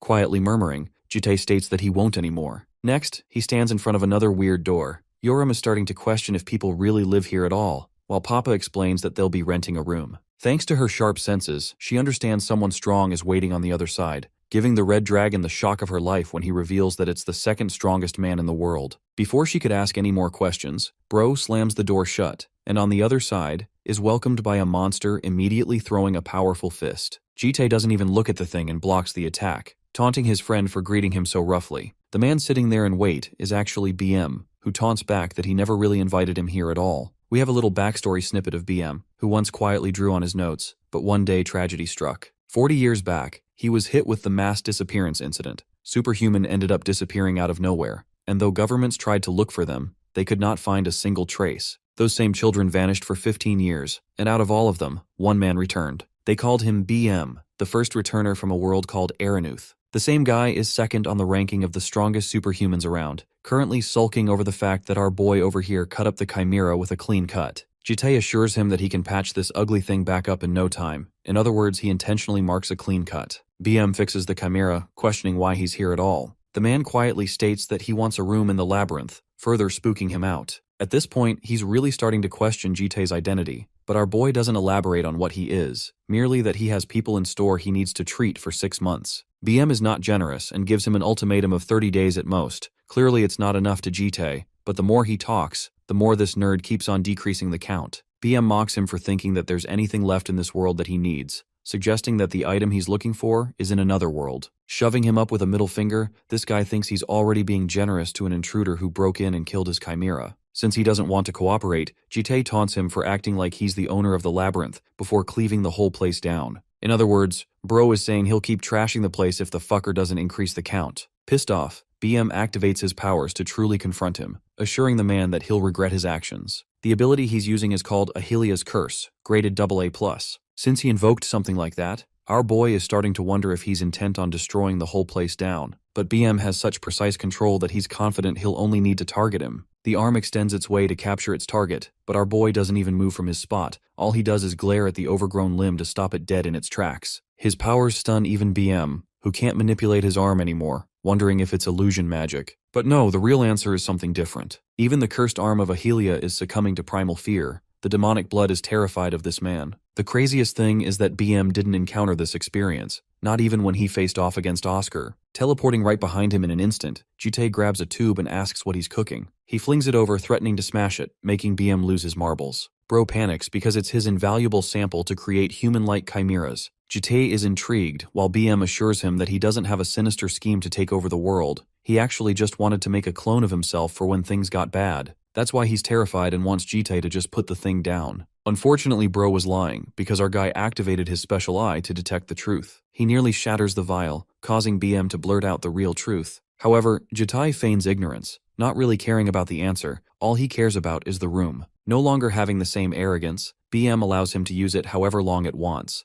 Jite assures him that he'll be tagging here up to a year. There will be one magic armor person and a superhuman stored in the location, both of whom are corrupted. Accounting for that, BM intends to check on their condition frequently. Interestingly, he spots a bottle left behind. Jite shares that this thing is way better than the crappy drink he was having earlier. Popping open the vial, BM is straight up baffled with the mystical properties of it. He calls out to Jite, his face showing complete astonishment as he requests to know when he managed to find the substance. Back to Yoram and the little one, the tiny blue dragon is guarding the door, refusing to allow this flippant brat to go inside. It's just funny how one baby is enough to keep her at bay. Ghoul even taunts Yoram for not listening to the mister's instructions. The best part is, the girl can't even beat her crazy style like she did with Gale. She tries to threaten her, but the tiny murder machine is still stubborn, further frustrating Yoram because she thinks she's missing out on some god-tier epic battle Baki style. After all, the strongest person from their family is duking it out with the second strongest superhuman. She thinks this fight's gonna be an Avengers-level threat, but Ghoul still doesn't give a damn. The little girl is standing on business and tortures Yoram, who is starting to realize there's just no one normal in their family. Suddenly, she reaches an enlightening plan. Addressing little Gael, she starts talking about how the baby is sad because Jite hasn't gotten the chance to play with her. The red dragon persuades her by striking a deal, suggesting that she'll convince him to go on a solo trip with them. The trip will include amazing snowy mountains and delicious ramen feasts, coloring little Ghoul's imagination. The very thought excites the little one, just enough for Yoram to shift their positions and allow her to run the F away. But the moment she tries to open the door, Jite whacks it open and knocks her ass out again. The girl is so bummed out that she couldn't see their epic fight, though Papa over here denies any such thing and allows her a chance to brawl with the man himself. BM comes along and casually taunts her that he never goes easy on his opponents. But to battle the crazy red dragon, this is everything she wants, so she's ready to spar with excitement. Chugging his drink down earlier, BM scoffs that the scent is something so perfect that it can't be found on this planet. This means the liquor is from the other planet, Arendoth, the same place where he disappeared for 15 years. He's shocked that the guy managed to find something that wasn't even available on Earth. Bro's in love and straight up kissing the bottle right now, to the point he's happy to lend the room for 10 years at this point. Jite heard the clamoring outside and decided to ask him for a favor, which happens to be what BM is doing right now. The second strongest superhuman faces a little girl who is excited to play with him. My guy thinks that it'll be a fun pastime while he can go check the room. BM also learns that they're his daughters. Jite confirms this information himself while little Ghoul shies away from looking at the new friend. Back to Yoram. She's out here unable to contain her excitement, showering him with praise. How pictures of the guy are circulating all around the world. This makes him wonder if she thinks of him as a cool person, but she shoots his ass down by saying he's a loser gamer nerd. What she's really curious about is if the guy is stronger than Javier, a name that he hasn't heard in a while. BM recalls that the guy went blind, making him wonder what happened. The little girl acts like she doesn't know a thing, though BM can confidently assert that there are at least 5 superhumans stronger than him, and BM happens to be even stronger than all 5 of them. Bro is aura farming right now, and this dragon girl is falling for it too. She views him as an amazing figure. The mad scientist takes her to a room specifically used for combat assessment, since he doesn't want more of his stuff destroyed. Before he can even say start, Yoram crops up a heavy fist and flanks him, only to get her attack blocked. Her fist is heavy. BM looks down at her for attacking with such impatience, but it's a fight that she's been dying to have, especially since she hasn't fought anyone except weak people this whole time. BM commends her passion and hastens to fight her with his cursed arm. While their epic duel is going along, things are on the calmer side for Jitai, who discovers the labyrinth room and then utilizes his portal to transport both corrupted beings here. He instructs them to only stay here until they're better, something they don't rebel against. Also, our guy turns around to find the Crystal of Paradise, an object he hasn't seen in quite a while. This thing is actually crafted in a dimension way beyond their understanding of magic. The same crystal is meant to keep humans happy and full, but the same joy is manipulated and forced. For example, in one of his past lives, Jite had to shove the red dragon in here for a while, hoping to contain her anger. But even as he did, Yoram found herself so disgustingly in pain that she begged to be killed instead. The whole thing blew up in a failure, but he's hopeful for these two. By the way, even with short exposure to the crystal, Gyul is already losing it in a funny way. In the next scene, we return home with Bomb holding the baby dragon, finally understanding what created the huge mess. Jitai shares that they won't be seeing the janitor guardian for a bit, which is lame in Gaol's eyes. Yoram seems to get frustrated all of a sudden and shouts at her for trying to stay by his side. From the looks of things, Bomb can tell that something must have happened because the red dragon is injured. Jitai, on the other hand, reflects that this girl got humbled and curb-stormed in the fight. Back in the red dragon's room, Yoram is sulking over her defeat. She lost so miserably that it physically agitates her, making her realize that there are so many forces out there more powerful than even him. Jewel comes along and suddenly startles her, causing her to fall and hit her head. Yoram shouts at the brat for not seeing the big sign outside the door, insisting to knock. By the way, this kid is here to make her uphold her side of the deal. You see, all those sled and noodle talks have to be backed up now too. Yoram realizes that she's talking about the whole trip, but she thinks it's cheating because Gyul didn't move out of the way. She plops down back on her bed, refusing to persuade Jite, especially when their deal never made it through. To make it worse, Yoram orders the little one to get out since she's already in a bad mood. So then Gyul uses her ultra-secret super-duper powered move called, "I'm gonna cry if you don't help me, bitch." Yoram feels guilty and well, in the next scene we find her arranging a meeting with Papa. Gael leads the charge and hesitantly asks if he's got time to kill tomorrow. At BM's good old lab, the Chimera is sweeping the place down like a seasoned maid. This alcoholic dumbass is already regretting drinking half of the whole thing, but what bugs him even more is the concerning identity of Jitai. After all, the guy somehow had access to Arendoth's liquor and has formidable knowledge about chimeras too. Setting aside the vial, BM deduces that perhaps this man is also a returner from the same world just like him. That's the only logical explanation why someone like him has such dark circles too. BM is excited and wants to ask him the next time they encounter each other. Interestingly, the Chimera picks up on the man's hair, which BM immediately realizes is Jite's hair. This is perfect for the nerd who has a whole new gift to work with as a lab experiment. Anyway, that creepy scientist aside, we go back to Gael's pretty little request. Her papa confirms that he's free and asks what she wants. Mustering every little bit of courage she has, the blue dragon suddenly puts all the blame to Yoram to handle things for her. Jite actually takes issue with this and slanders the red dragon for forcing a child to say such stuff. Gyul glances at Yoram with great anticipation. Just her eyes show a kind of trust that she expects her sister to live up to. The red dragon crops up a smile and completely fucks everything up by asking this guy on a date. The funniest part? Bro even accepts the offer, leaving Gael's expectations completely floored. The poor girl is destroyed while this guy is actually interested in taking her for a rematch against BM if she wants.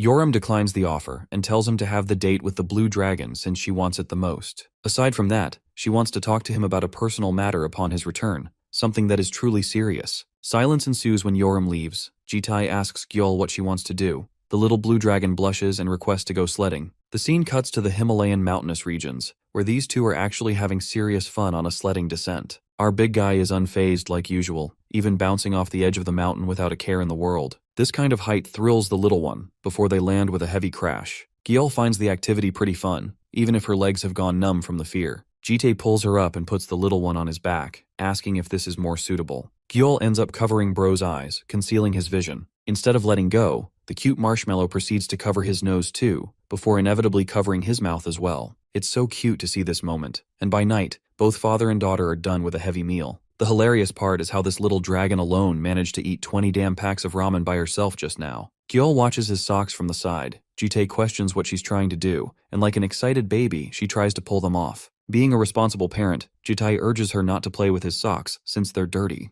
Instead, she wants to play with his hair, but unfortunately, Gyul shares that she ended up losing it. She even makes a cute face to apologize. Making sure his daughter stays happy, Bro plucks another strand and gives it to her, reminding her that this is the last time. He also doesn't want her to use others to talk about playtime, insisting that Gyul ask directly, because he'll always make some time to play with her. The baby dragon is really happy hearing that, and soon after cozily sleeps with her teddy. Watching her sleep so comfy like that, Jite recalls that today is actually the same day the blue dragon receives her first revelation. Because you see, during the lifespan of a dragon, they find fitting values in fitting environments. For example, the green dragon focuses on art and craftsmanship. The gold clan acts as deities, while the red clan are battle-hungry warriors on the battlefield. Finally, the blue dragon is the freest of all of them, having no set purpose beforehand. Instead, the moment when the child reaches 80 days of age, they receive a revelation from the previous lord. It's kind of like the Avatar state. The wills of the predecessors are interconnected to give different tasks to new blue dragons. These tasks become the very lifeline of a blue dragon, their own destiny. Currently, Gyal is sinking into the abyss with one of the predecessors, a supreme blue dragon that addresses her as his child. The blue dragon hears an unfamiliar voice, one that calls out to her, a voice that soothes her even though it comes from a godlike dragon. This is supposed to be her grandfather. The creature welcomes her, congratulating her for leading a healthy and happy life. Gyal agrees, and confirms that there's someone wishing happiness upon her, just like she is for that man. Because of that, her predecessor explains that she has to carry out a grave task because the future is dark. It's possible that she will lose some of her allies, but during that time, it's necessary for the girl to protect what's important to her. Also, that giant thing just now transformed into a human to make the artist's life easier. Gyal feels doubt in her strength, but her grandpa points to her heart, which matters most since it will gauge who she needs to protect and how. With her determination, she will succeed in protecting them. In short, Gyal's only revelation is for her to protect the ones who she holds dear in her life. The tiny daughter is tasked with one simple mission, and with that revelation, the dragon dissipates into the void. With newfound resolve, little Gyal hopes to become big and strong to protect her loved ones. In the next scene, we arrive at a coffee shop for a meeting between Jitai and his shadow, who apologizes for not being proactive enough. More importantly, our guy wants to know information regarding the invisibility. The shadow brings up Malaysia's ball, which is supposed to be some rare kind of dungeon, considered to be grand and very difficult to conquer. It's impossible to tell what room contains what trial, and even top rankers end up risking their lives for it. Apparently, Lair actually intends to hold the final year event in that dungeon, while Invisibility intends to use the followers to create even more demonic humans. The goal? Placing Wei Yuan at the summit of it all. Jite is certainly intrigued by this method, while the shadow shares rumors of invisibility spreading throughout because of Prototype X's issue. In other words, people are already searching hard for the killer behind Prototype X's defeat. Even a huge bounty is placed on our guy's head, that being 15 top-level mana stones. The good thing is that no one knows it's Jite, so he tasks his shadow to simply focus on Russia and Wei Yuan from now on. More importantly, he wants him to find out about the festival too. The shadow's fine with both tasks, but a little confused why Gyal in the corner is acting so suspicious. Even our boy can't tell what's wrong with her because she's been acting extra protective ever since that revelation of hers. Suddenly, our guy receives a message from the Lair department. He's a little confused about this, until he goes home and explains to the girls about some chaperone counseling. Apparently all three of the girls will have to have a conversation. Poor Gyal wants to join in, but Yoram teases her for not being a student. The redhead is being extra pushy lately and grabs Jite for a private, lovey-dovey conversation. It immediately kills the mood for the rest of the sisters then and there. Since first up is Yoram, Jite asks about the thing she wanted to talk about days back, inquiring if she's worried. When he sits down, the red dragon confesses how weak she truly is. Not gonna lie, even bro is disappointed hearing that,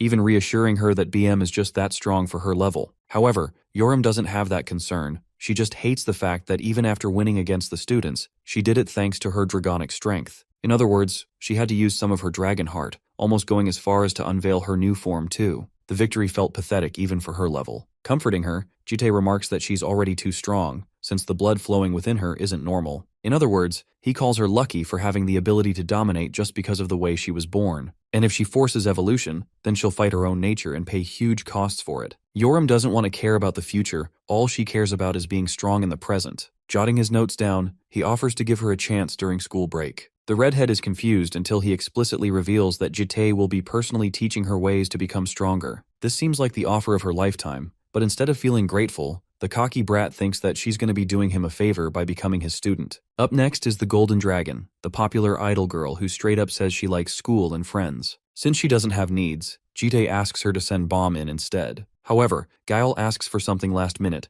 requesting to go to some kind of dispatch. Apparently, the academy sends students to military bases and she's interested in going. When asked why, the Golden Dragon shares that she's intrigued with volunteering work and meeting new people. She also heard that she could do performances for the soldiers, something really in tune with her nature, even though she thinks he would never allow that. Papa over here considers it, and explains that they'll talk more later on the subject. In his thoughts, he thinks her desires are aligned with the golden dragon's nature. Finally, there's Bomb. He asks if she's doing all right, to which the green dragon simply shares how her life has been simply about taking care of herself and her sisters. When asked about her needing something, Bomb assures him that she doesn't like creative stuff merely because of her association with her clan. Also, she's the first person to ask if Jitai needs something instead. In fact, the girl is out here making the wildest moves, snatching his clipboard and teasing him for being in need of some love perhaps. Jitai concludes the conversation, but Bomb over here doesn't want to stop. The girl is so bold that she straight up sits on this guy's lap, while he's having to remind her that people generally don't talk like that. He even tries to weasel his way out by saying his knees hurt so she should come down, while she teases him by scribbling down notes on the clipboard, calling him an old man. Jitai orders her to stop, but this girl is seriously bold as hell and wants to be this close instead of remaining at distance. In fact, she literally straight up grabs his hand and confesses her desire to be closer to him. Bomb brings her face near his, suggesting that he can move away at any time. The weight of the office chair collapses on one side, causing both of these lovebirds to fall down. Bomb rests on top of him, while the green dragon continues to question if she's too much for him. Jitai is out here straight up dazed like his soul has been reaped, while her heart is pumping on top of him. Right when she's about to say something important, she recipes another vision, this time concerning the horrific bastard who stole our guy's happiness the first time. By the way, Gyeol accidentally stumbles into the room and questions what the adults are doing. Jitai tries to explain that Bomb is attacking him, but she shuts his mouth, emphasizing that she was just playing a simple prank. Bomb apologizes to the little one for startling her, but Gyeol actually wants to join in on the fun. She wants to do the whole counseling thing too. Jitai reminds her that she doesn't go to school, but from her face it can be said that the little one is jealous as heck. The spring dragon quickly hastens to leave to prepare dinner, but even as she leaves,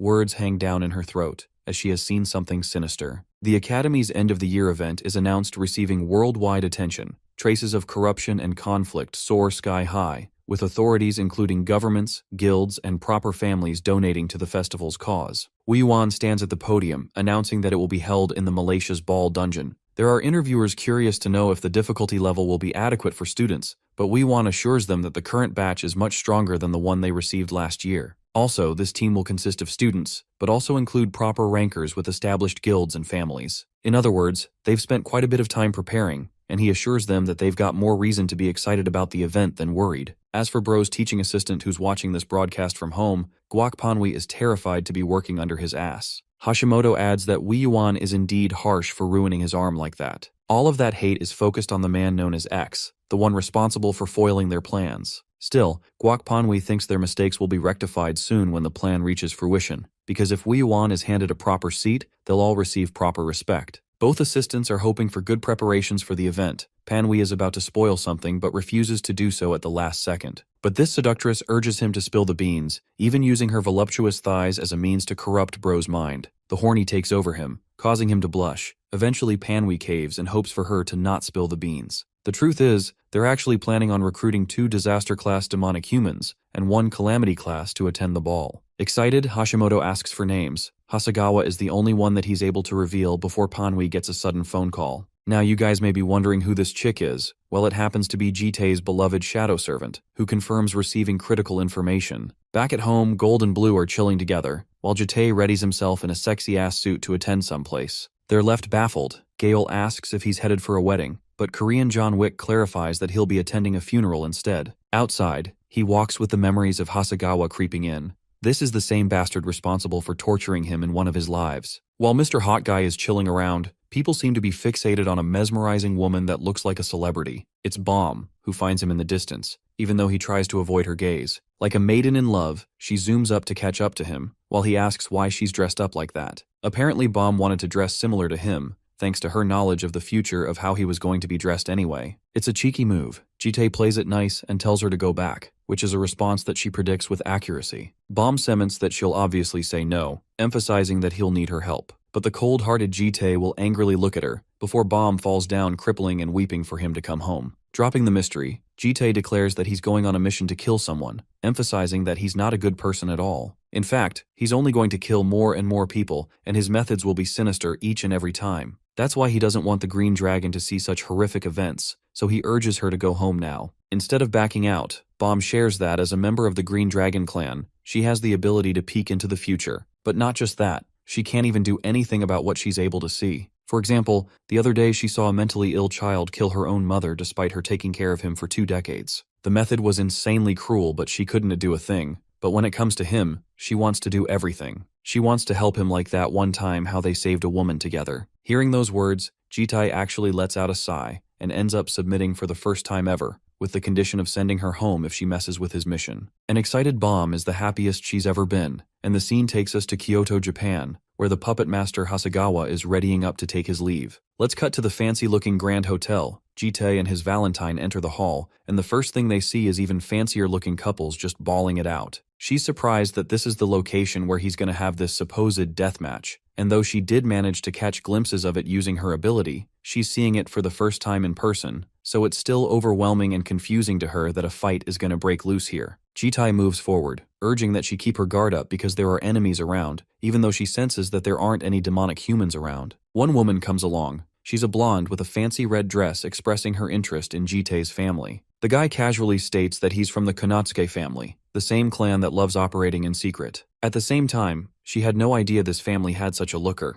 making Bomb a little jealous. She desires to share a dance with him, but he refuses on behalf of not knowing how to dance. The woman is chill with that and even wants to lead the dance for his sake, only for Bomb to barge right in, grabbing her arm, before hugging him and stating that they're already planning on dancing together. Well, that's one way to humiliate the blonde because the girl is left fuming and turns around in frustration. Meanwhile, Bomb really is in a mood to dance and asks him to do so, believing that it's the best way to blend in with the environment to avoid suspicion from the enemy. She's got the perfect excuse for it too, for the sake of the mission and all. In the end, Jitai is mission sexual and agrees to the job, clasping her hand. The people around them are quick to ask about the couple. All of them are swooned by the two celebrity-like figures stealing the spotlight. The girls want the dude and the guys want the gal. Jitai swirls her around while Bomb praises his dance move improvement. Jitai urges her to pay attention to their mission, so she clarifies that there still seem to be no signs of any demonic humans. The people here seem to be sane, so she asks further about the kind of person he's looking for. Jitai shares that the man plays music and pretends to be an artist, and speaks of the devil. The man himself arrives to meet the second son of the Konotsuke family. Hasegawa reaches out as an organizer helping around,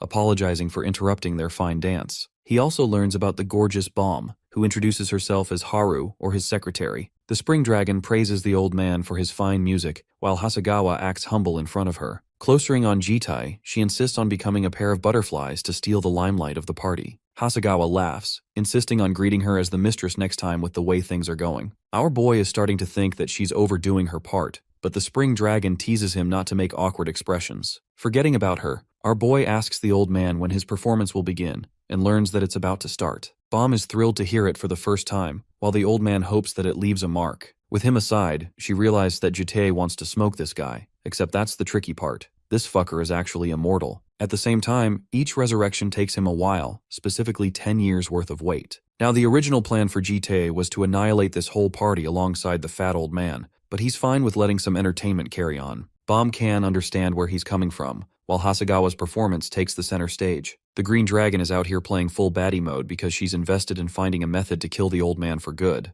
As for Hasegawa, he glances at his piano before committing to his real plan. By the end of the night, Jitai waits for Bomb to wrap up, but it appears she's busy vomiting. He assures her that there's still time to back out, but apparently she found herself really disturbed with such a performance. Our guy thinks that the place is unsuitable for someone like her. Even with Providence, she should know the facts, as it is full of corrupt people, not for a young innocent soul like her. This makes him wonder why she has to come here at all when she doesn't deserve it. Bomb ponders the question, before heartily confessing that she doesn't want him to feel alone. Jitai doesn't get it, and emphasizes that he'd find a way to kill Hasegawa for good. Bomb comes out of the restroom, sharing that she was actually busy plotting something, and with a confident smirk, assures Jitai that Hasegawa will play his final performance tomorrow. Speaking of that day, the old man is ready to play once more, a composition he created that earns the audience's applause. From the moment he plays, his music causes these humans to divulge in emotion, while Jitai and Bomb remain unaffected. To initiate their plan, the Grim Reaper tells her to brace herself, because what she's about to witness is going to be her most terrifying memory yet. He drops the wine glass, shattering it and earning the attention of all the mind-controlled puppets just staring them down. Both of them are targeted by Hasegawa, who is furious that someone had the gall to interrupt his beautiful performance.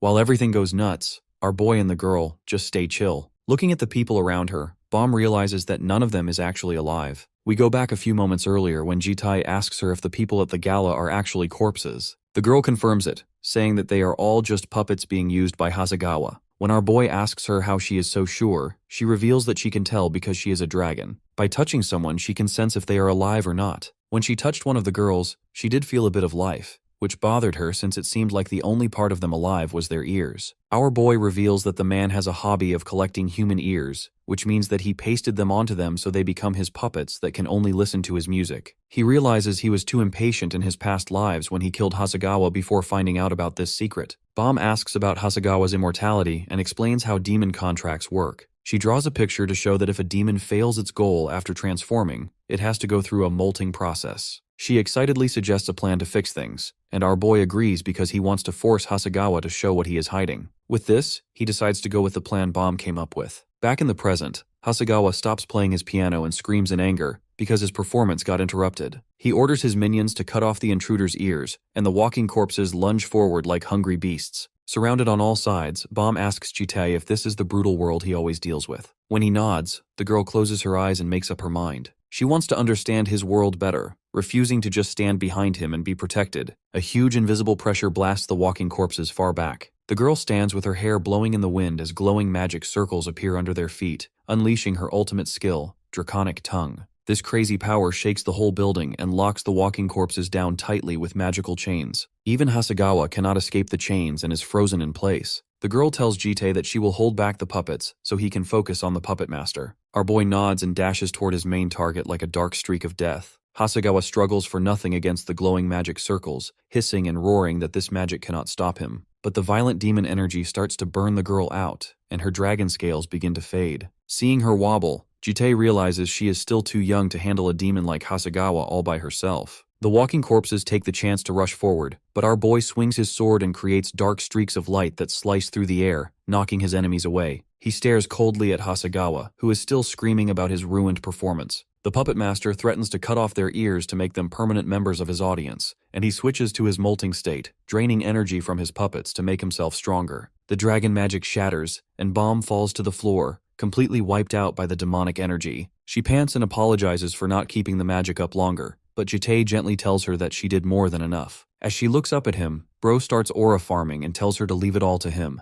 Meanwhile, Hasegawa lunges forward crazily, screaming that their presence is just annoying noise, insulting his art. The girl warns the hero as the demon closes in, but it seems like it's a bit too late. Even the puppet guy thinks he's won until he hears our boy talking about some ancient tradition where they cut off the ears of the nobles. He asks the man if this is where he got his inspiration and comments that his music sucks. The puppet guy isn't going to let him talk trash about his music, but before he can say anything, his head gets chopped right off his neck. The power of the slash is so strong that the skyscraper shakes, and Hasegawa's headless body is left standing there. His head rolls across the floor in a pool of black blood. Our boy stands there emotionless and announces that playtime is over. As Jitei stops the head with his foot, the girl looks at him and realizes just how strong he is. As she calls out to him, he assures her that the puppet master won't die from this. Just then, Hasegawa starts laughing and admits that our boy must know him pretty well. He has a power that surpasses most superhuman rankers, and he knows about him, which can only mean that he is X. The demonic guy starts asking him about his goals, commenting that he must want to achieve world peace or something, but our boy shuts him up,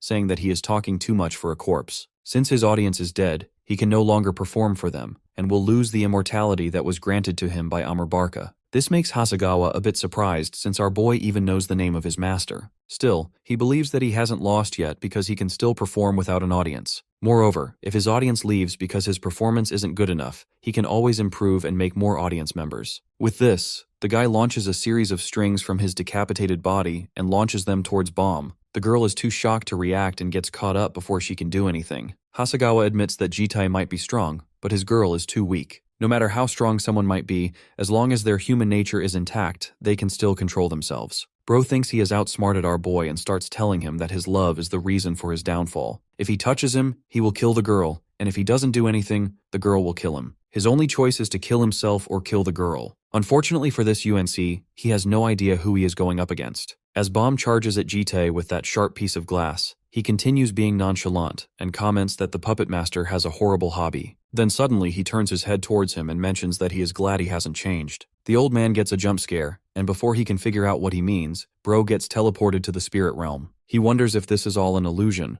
but Bomb appears behind him and reveals that he is actually in her mind's realm. Instead of being controlled by him, she is actually controlling him through those strings. The old man realizes that the girl is not human and tries attacking her, but it's a bit too late for that. Bomb reveals that her source of power comes from the green dragons, and even though she is weak, she will never lose to someone like him. Hasegawa remembers hearing about the green dragons, but he always thought they were a myth. With him completely tied up, the girl finally tells him that he was also wrong about her being Jitei's lover, at least for now. The guy starts screaming as he is once again teleported to a different location. This time, he is sitting on a piano in a cathedral. Jitei tells him that the hotel collapsed, so he took him somewhere else to finish his performance. This is the same place where he puppeteered humans to brutally slaughter each other. Among them was our boy, who was made to kill the very woman he loved. Jitei stands there in silence as all those memories rush back to him. He then announces that this will be the final stage for this demon. Hearing this, Hasegawa laughs and reminds him that he has literally sold his soul to the devil in order to make music. As long as his audience remembers his performances, he will not die. Bro gets a bit too excited and reveals that since they are alive after hearing his performance, he can't be killed. Our boy suddenly picks up his head and admits that he might be right. However, this doesn't mean that he can't be killed using a different method.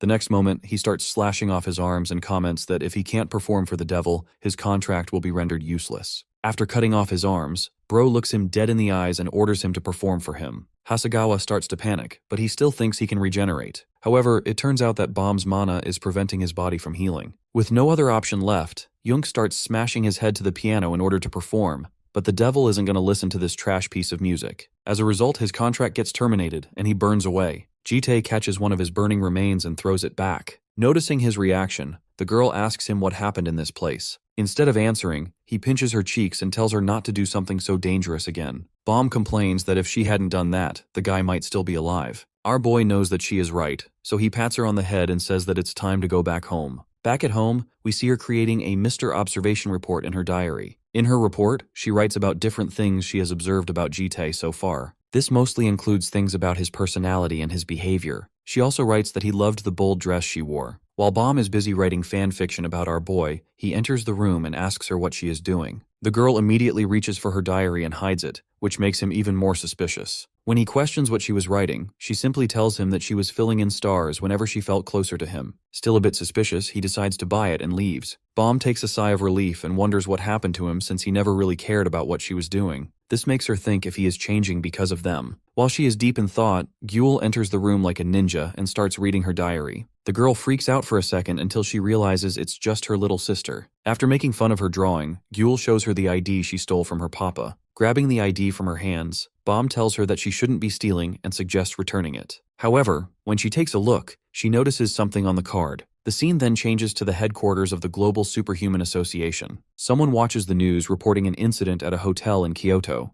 According to the initial investigation, the likely suspect is a superhuman. Jefferson Antonio, the association assistant, gets frustrated listening to the news and asks Minamoto, who is the 13th ranked superhuman, for an explanation. Instead of giving him an answer, she looks away and simply stands there in silence. The guy continues screaming that they don't know anything about the incident or the culprits behind it. Hearing all this, the girl sighs, saying that he is being too loud. This pushes Bro to the edge, and he shouts at her to find out the people responsible for this since his boss wants answers. The girl tells him that she will look into it and begins to leave when he calls her back and shows her a report submitted by an anonymous person. It's about that Lairs end-of-the-year event in Malaysia's ball. The report mentions that something is going to happen at that bar. Hearing this, the girl asks him if it's about demonic humans, and the man confirms it. Turns out that some disaster-class demonic human and a calamity-class demonic human have infiltrated the alliance. This finally gets Minamoto's attention, and she slams the table, asking him if he can take responsibility for what he just said. The guy reveals that the report was found on his desk, which means that whoever delivered it was skilled enough to sneak inside. At first, he ignored it as a prank, but after thinking about it, he realized that it actually makes a lot of sense. The girl then asks him why he is telling her all this. He explains that Malaysia's ball is in Japan's territorial water, and according to their intel, the demonic human squad from the Balkans is headed there. Her job is to eliminate this threat while they look for the infiltrators in the Alliance's special forces. All of this is a secret, so they can't let this go public. After leaving, Minamoto thinks to herself that the guy really looks down on the Japanese royal family since he makes them do all the dirty work. She then starts thinking about the report and realizes that it must be related to Hasegawa's disappearance. The person who killed him was able to avoid the Alliance's tracking, which means that they are pretty skilled. This makes her wonder if this was the work of an organization. While she is thinking, the driver asks her if he should gather the team, but she tells him to stand by for now since she is planning to go to the assembly first. The scene then changes back to Jitai's house, where he is surprised by the 4 dragons. Turns out that it was his birthday, and Bom got to know from his stolen ID card. Gale proudly asks him how the surprise was, and mentions that it's her first time ever congratulating someone on their birthday. Bro looks at her and realizes that she is wearing the same dress that Bom wore for the ball. She reveals that she wanted to wear a dress for the birthday party, so she borrowed it from her, but the chest part is a bit small. While they are talking, Yoram gets annoyed and comments that it's too cringe. Then all of a sudden, she launches in the air with the cake in her hands and prepares to slam it straight in Jitai's face. We go into a flashback where we see her struggling through one-armed reverse push-ups, drenched in sweat and gritting her teeth upside down while muttering that she should probably just give up. To her, it feels totally ridiculous for someone from the noble Fire Dragon clan to be learning how to fight from a human. She figures if anyone ever finds out, even a stray dog passing by would roll on the floor laughing. But then again, looking at our boy, she's not even sure he's actually human. She knows she has zero chance of beating him, even in a fight to the death. It's frustrating, but she at least wants to get back at him once, just to feel a little satisfied. Because of that, the Fire Dragon decides to ambush him with a birthday cake. Right now, Jitai's holding little Gyul, completely off guard. Yoram smirks to herself, thinking that since his hands are full with a kid, there's no way he can defend himself. She yells out a happy birthday and lunges forward like an arrow. Our boy just stands there calmly, watching the girl fly toward him with the cake. But little Gyul senses something's wrong. Suddenly, memories of her grandfather flash through her mind. He told her to keep what matters most to her safe, no matter what. With this, she quickly forms a shield around the hero to protect him and blocks the attack. The cake soars through the air and lands smack in the middle of a bewildered Gale's face. The room goes dead silent, and Yoram scratches her head, feeling a little bad about her over-the-top prank. Putting that mess aside, the birthday party officially starts off with a table full of amazing food. After wiping her face clean, Gale quickly recovers her composure to lead the gift-giving ceremony. Jitai sits in his chair and coldly remarks that he's not some kid who needs presents. Gale smirks and teases him, saying that at 27 in dragon years, he's basically still a child anyway. Our boy picks up the first gift and asks who made it. Bom smiles and takes credit. Inside a red box is a silver pocket watch that looks classic and classy. The moment he touches it, his eternal clock skill alert vibrates intensely, making him curious. He opens the watch cover and finds a photo inside showing the little dragon family together at the lake, with the words, "Fun Times," written on it. Jitai stands there silently looking at the photo before saying thank you. Next, Gale excitedly holds up a pink piece of paper, explaining it's a wish voucher. She rambles on about how he can make her do anything, and that it's the best gift ever. However, her face goes pale when he asks for actual money instead of the voucher. Yoram cackles at her sister, calling the gift lazy and insincere. She reaches into a paper bag to show off what she calls a truly practical gift. The ultimate gift from the Fire Dragon turns out to be an old, freshly washed white sock. The whole group is left completely speechless. Yoram happily explains that she wears this sock all the time, but washed it her own way before gifting it. Initially, our boy feels a bit confused, but the sisters react like it's a big deal. He suddenly remembers that little Jewel also sneaks looks at his socks sometimes, and directly if socks hold some spiritual meaning for them. Gayul tries to explain, but her sister quickly covers her mouth, telling him it's nothing and not to guess. Dropping the sock issue, she tells little Gyul to hurry up and show her gift. The shy little girl walks up to our boy and softly asks him to close his eyes. Jitai obeys, wondering what the kid's planning. When she tells him to open them, he sees a necklace with a tiny glass vial hanging in front of his chest. Bom explains that she and the little girl made it together very carefully. Inside the vial is one of Gyul's dragon scales, and the chain is braided from her own hair. Hearing about the hair chain, Jitai pauses and asks if exchanging hair has some deeper meaning. Bom waves her hand, saying there's no hidden meaning. It just shows how much the girl likes him, so he must never lose it. Jitai nods with a smile and promises to keep the gift very carefully. Gyul stands nearby in complete shock, unable to believe this cold uncle is actually smiling.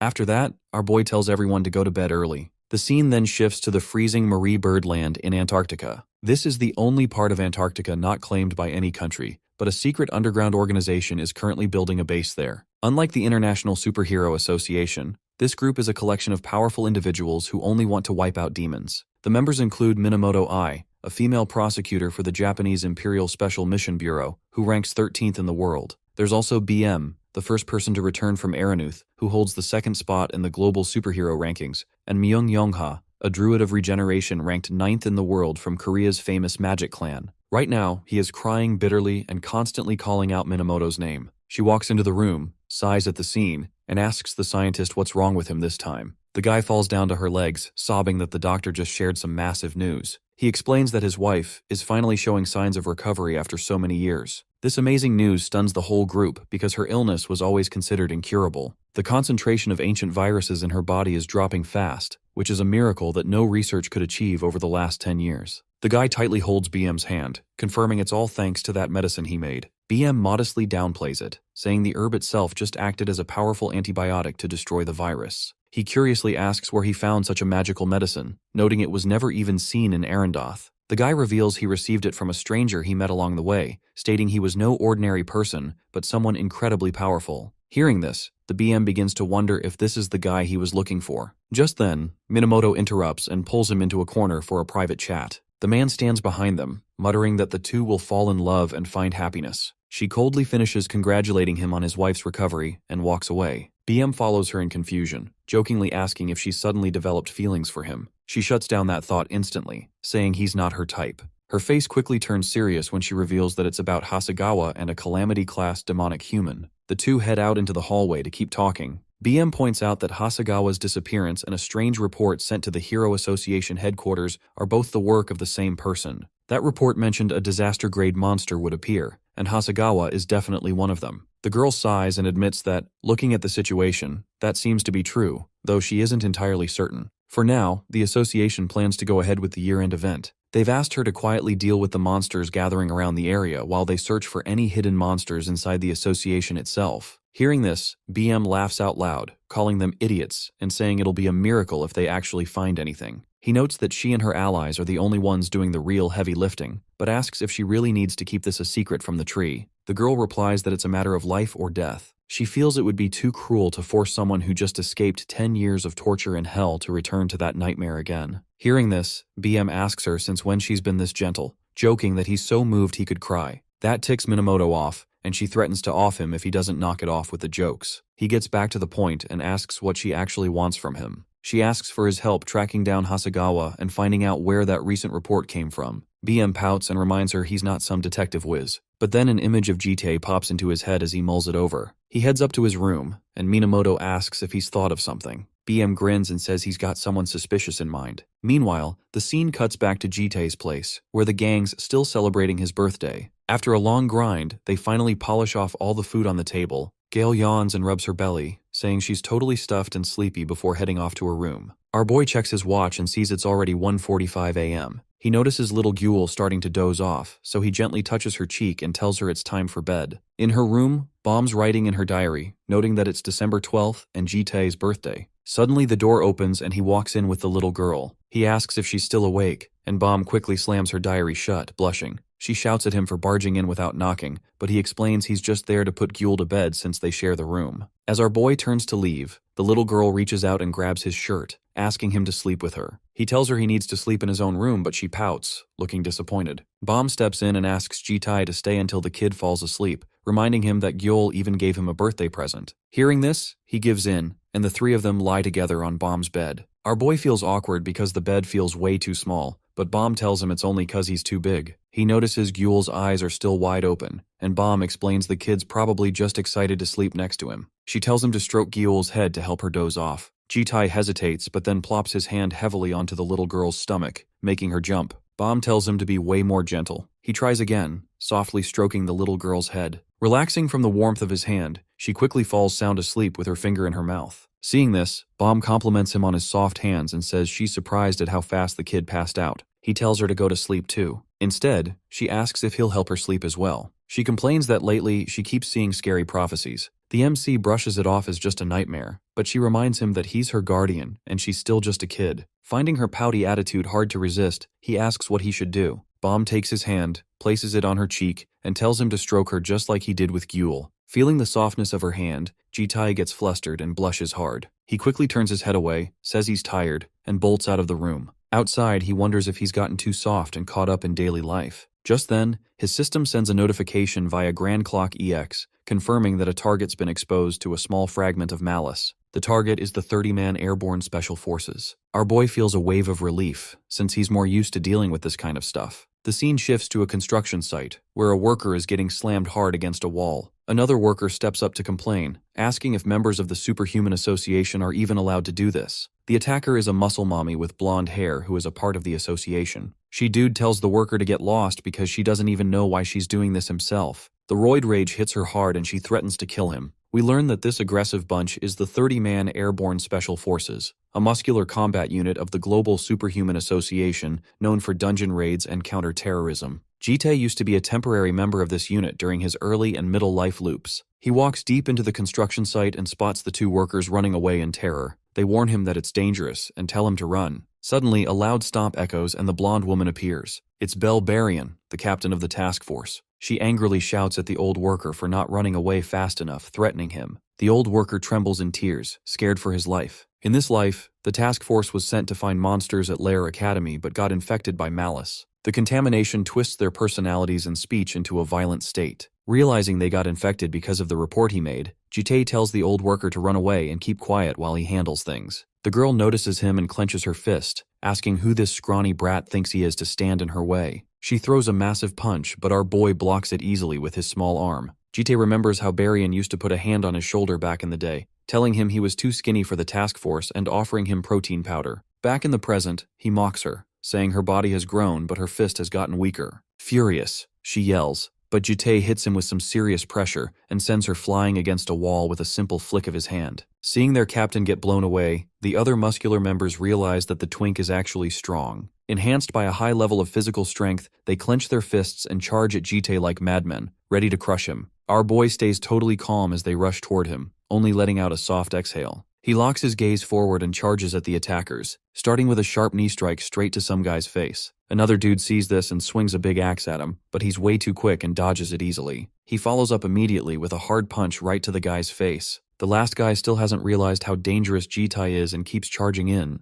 The men yell, convinced that no matter how strong this scrawny dude seems, there's no way he can handle all of them swarming him at once to crush him. Suddenly, our boy pulls out a special combat move called Blade Gulliquar Combat Arts. In an instant, he lands a critical hit to the back of each person's neck. He mutters to himself that he's a bit rusty since it's been a while since he used this skill. Jitae finds the side effects of the technique annoying, and wonders if your room will ever be able to pull it off properly. Right then, a huge crate comes flying at him from a distance. He calmly turns around and uses his arm to easily slice the heavy box in two. Barian regains consciousness, whips out a level 3 relic weapon called the Rui Jingu Nunchucks, and lunges straight at Jitae. Facing this brutal attack, our boy uses just one hand to block it easily. He simply crushes the weapon with his bare hand, leaving the girl in complete shock. Seeing her sitting there dazed on the floor, he steps forward and asks if she's finally calmed down a bit. The girl still can't believe her eyes and asks who he is. Jitae replies that she doesn't need to know, ordering her to follow him obediently so he can cure her and her crew. That stings Barian's pride, and her face darkens as she asks if he is seriously telling them to surrender. Without hesitation, she rushes over and grabs him tight to pin him down. She calls Jitae an arrogant villain and warns him not to underestimate them, shouting that they're warriors who risk their lives on the front lines and don't fear death. Our boy tells her that he has no intention of killing them, but the girl refuses to believe him and tells him to shut it. She then orders her warriors to stand up and fight to the end for their pride. Seeing that the group's hopeless, Jitae uses his power once more. He thinks about how their annoying personality hasn't changed, but this is why he liked them. The next moment, countless souls pour out from Jitae's body, which freaks Varian out. He looks the girl straight in her eyes and asks if she is ready to cooperate now. Bro summons his stolen powers, including the Fallen Angel Legion, the Heavenly Eye, and the Shadow of the Grand Duke. Before long, he has the whole group neatly under control. He uses his Grand Clock authority to start cleansing the 30 contaminated targets, and the system confirms the presence of traces from beyond the horizon. The Grand Clock authority collects the surfaced malice, pushing the progress bar to 15.3%. Once the process finishes, the glowing particles fade away into the air. Jitae wonders if 30 mentally contaminated people will fit into the lab and decides he should bring some good wine to smooth things over. The scene shifts to BM's lab, where the Chimera places a magic stone inside a level 4 artifact called Hera's Kaleidoscope.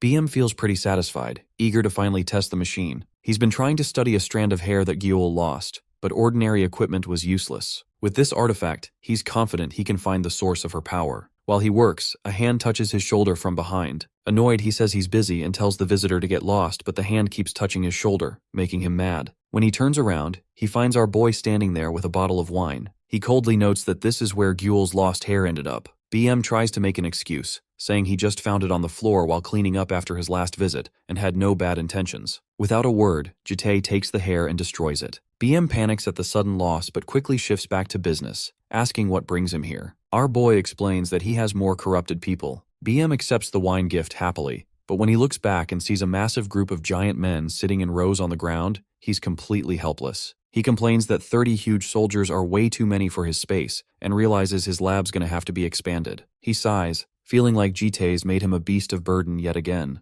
BM notices the badges on their clothes and realizes these people are the Alliance's airborne special forces, recalling that Minamoto mentioned they were sent to hunt hidden monsters. As they sit there, the girl shows signs of waking up and asks where they are. Jitae doesn't know how to explain the situation easily, so he stammers and lies, saying it's a mental hospital and he's the doctor. She looks over at BM and our boy adds that he's the nurse. The girl recognizes BM's haggard face and expresses surprise that a famous high-ranked hero is working part-time as a nurse. Jitae cuts to the chase, telling her they have to stay here for 3 months to a year because their thoughts and emotions are contaminated and uncontrollable. He warns Baryon that if they leave now, they'll lose control and hurt innocent people. Forced to accept the treatment, she asks for some space and equipment to train since they can't lose their strength. BM gets angry, asking if she thinks his lab's a gym, but Jitae puts a hand on his shoulder and cuts him off, telling her that the nurse will prepare everything for them. BM sighs at getting bossed around again. Our boy then glances over at the living armor and the captured girl, who are busy cleaning, and asks how they're doing. BM admits the situation's bad since the armor guy just deeply misses his old lady master, but the real issue is the girl, who has absolutely no will to live. Hearing this, our boy walks over to the girl while the living armor quickly joins the commandos to lift weights. He asks the girl if something's bothering her. She recognizes him and apologizes for causing a scene before. He sits with her and tells her to let it go. The girl opens up, asking if the newcomers are from the Alliance. When Jitae confirms it, she explains her tragic past. She used to work at a small countryside orphanage. During a massive flood, the other adults ran away, leaving her alone with the kids. She hid the children inside and went out to check for monsters. Though the monsters missed the building, a blinding flash of light suddenly leveled the entire orphanage. It was friendly fire from the Global Superhuman Association's artillery. She was the only survivor and blames herself for their deaths, explaining that a dark entity took her over afterward. Jitae asks if seeing the Alliance members makes her uncomfortable, but she surprisingly says no. She explains that instead of feeling pain, she actually feels strangely happy since arriving at the lab. Sitting, cleaning, and reading boring magazines all feel fun to her. She lies back on the ground, crying out that a terrible person like her shouldn't be allowed to be happy or keep living.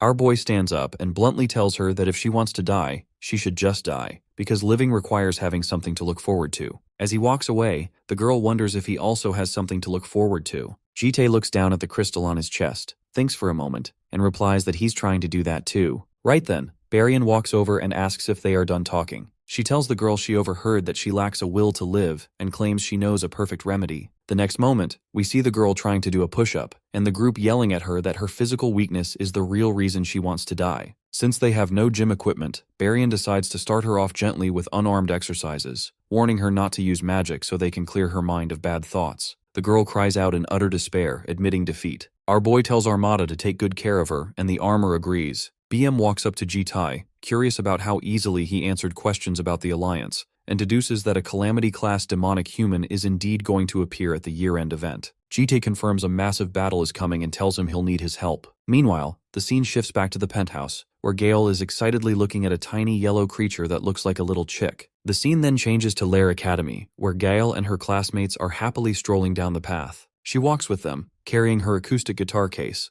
wondering why their classes ended so early today. Her friend explains that a huge problem just broke out at the Mythical Creature facility. Mythical creatures are magically awakened animals that hold high-density mana, and some superhumans tame them to work together. Her friend notes that since the main disaster alarm isn't going off, the escaped creature is probably not that dangerous. A classmate suggests they all head downtown to check out a new cute cafe, take some pics at a photo booth, and hit up the local amusement park rides. Gale looks down sadly and tells them she doesn't think she can go. Her friends immediately realize her guardian's way too strict, and they complain that he's being super overprotective. They figure he's just trying to keep her safe because she's so pretty, and they promise to buy her a cute keyring to make her feel better. They wave goodbye and head downtown. Gale waves back with a bright smile and tells them to have fun, but the moment they turn around, her smile completely drops. She walks alone, telling herself that Jitae's only looking out for her because she gets really anxious in crowded, noisy places, though she feels fine now. Then, her inner rebellious teenager flares up. She wonders why he hates her playing the guitar so much, complaining that she can't even practice at home because she's always walking on eggshells. She has no idea that Jitae's actually traumatized because she committed suicide as a broken pop idol in past life loops. She runs through the streets, spinning like a top in her cute chibi form, and decides that if she can't play at home, she'll just play outside to show the world the true rebellious soul of the gold dragon. Soon, the scene shifts to a quiet, sunlit forest where Gaol sits comfortably on a rock. She figures a secluded, quiet place like this is perfect since crowds make her nervous. She unlatches her case, takes out her acoustic guitar, and plucks a single string. As she plays, the local forest birds fly down to sit on a nearby branch and chirp along with the tune, while a tiny squirrel and a white rabbit gather at the base of her rock. However, right in the middle of her solo, a dark rustling sound comes from the thick bushes behind her. Gail freezes and her eyes widen in panic. She senses a presence, realizing it doesn't feel like a normal person or a regular animal. Suddenly, a warning Jite gave her a few weeks ago flashes in her mind, reminding her to run away immediately if strange adults try to hand her business cards outside. She immediately swings her acoustic guitar over her shoulder like a club and screams at the bushes, shouting that she doesn't need a business card from a creep. The leaves part, and a tiny, perfectly round yellow chick steps out. Her eyes instantly turn into giant glittering gold stars as she realizes that it's just a cute chick. It doesn't take long for her to turn into a creep,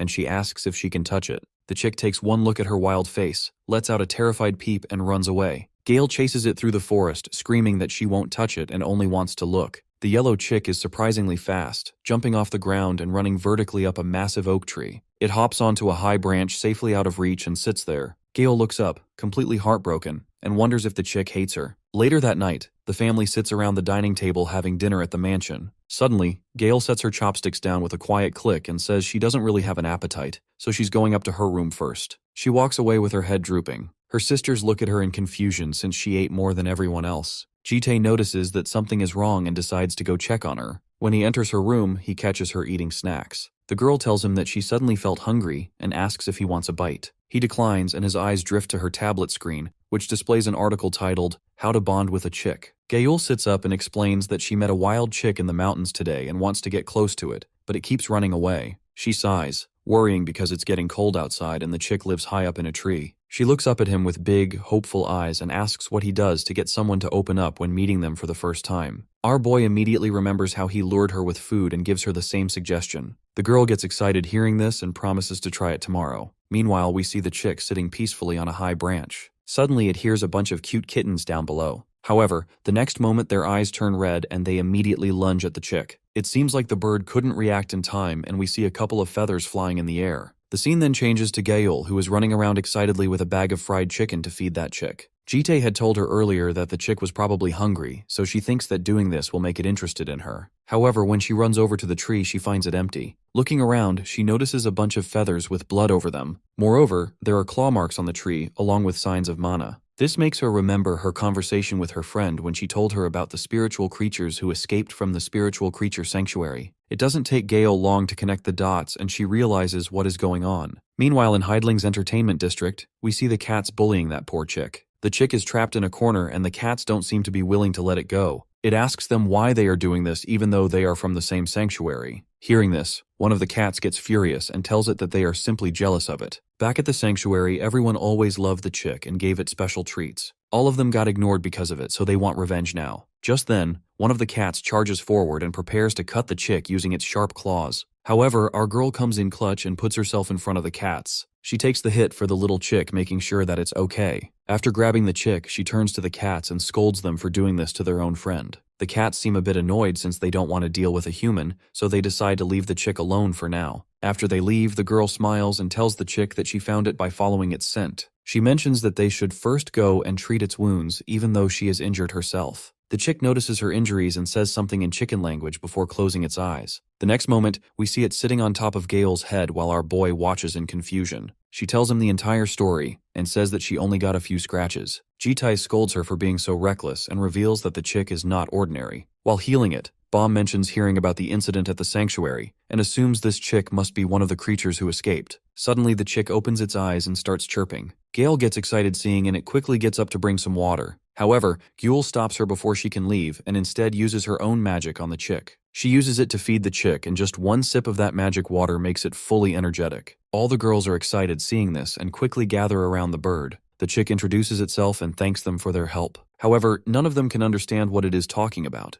The girls turn to Jitai for the translation, and he casually tells them that it is saying thank you. The chick seems especially grateful to Gael since she was the one who saved it from those freaky cats. It even bows down to show its gratitude, and the two of them shake hands. The scene then changes to the cathedral where we see Wheon examining that piano. Just then, a girl walks over to him and comments that Hasegawa disappeared in this place. The guy refers to her as his elder, and she mentions that he must be excited to ascend to a seat. We learn that she is the Calamity-class demon named Ezel Khalifa. The guy apologizes to her and says that he must have paid more attention to this matter since it's related to his work. Ezel tells him that it's fine since she was getting annoyed at him anyway for asking her to make puppets all the time. While she is talking, Wheon notices her puppet holding a man. She tells him that they caught him while he was hiding in here, probably to call for more backup. The man turns out to be the 14th ranked superhuman Edward Crane, also known as the Hound. He looks at Wheon with disgust and calls him out for being a traitor. The guy doesn't really care much and simply apologizes to the girl and says that he will finish him off. However, before he can walk closer, the superhuman uses his ability and asks him if he really thought he'd get beaten by a punk who pretended to be a teacher at Lair. Wheon freezes as he realizes just how fast the guy can move, and before he can react, the man has his by his neck. Even the red-haired girl seems a bit surprised. While choking him, the man shouts that he will take him down with him, but suddenly his head gets all twisted and explodes. We hear someone's voice saying that he shouldn't make a mess in a sacred cathedral. Wheon seems excited as he looks at the guy who just walked in and calls him elder. The guy looks back at him with a smile and comments that it's been a long time. We learn that he is a disaster-class demon named Noah. Wheon explains that Noah is seen as a god among the demonic humans chosen to be appointed to the seat by the Abyss. He knows almost nothing about the guy except the fact that he had reached the pinnacle of his power before even being appointed to the seat. Noah refers to him as a child, and comments that he became the 5th sword of invisibility. The guy kneels down in front of him and tries being humble by saying that he doesn't deserve it. The red-haired girl agrees with him, telling him that he is lacking since he almost got defeated by someone that weak. Noah then asks him how that person was able to figure out that they were gathering here today. It didn't seem like he was here on his own, and was probably following the orders of the Alliance. Ezel sighs hearing this and comments that they know so much about them. On the other hand, they know nothing about the Alliance. This makes her a bit mad, and she asks the guy what he had been doing in the Alliance all this time. Wheon quickly apologizes to both of them, and the topic shifts to the upcoming event. Noah makes it clear that he doesn't want any trouble. While they leave, the girl tells him that he has gotten too soft since he should have at least cut off Wheon's arm to teach him a lesson. Meanwhile, Bro is almost pissing himself from fear and anger towards our boy since he is the one behind all this. Back at the academy, his head teaching assistant seems a bit stressed after learning that their plan was leaked. Wheon just told him that he would kill him if they don't find that ex-person soon.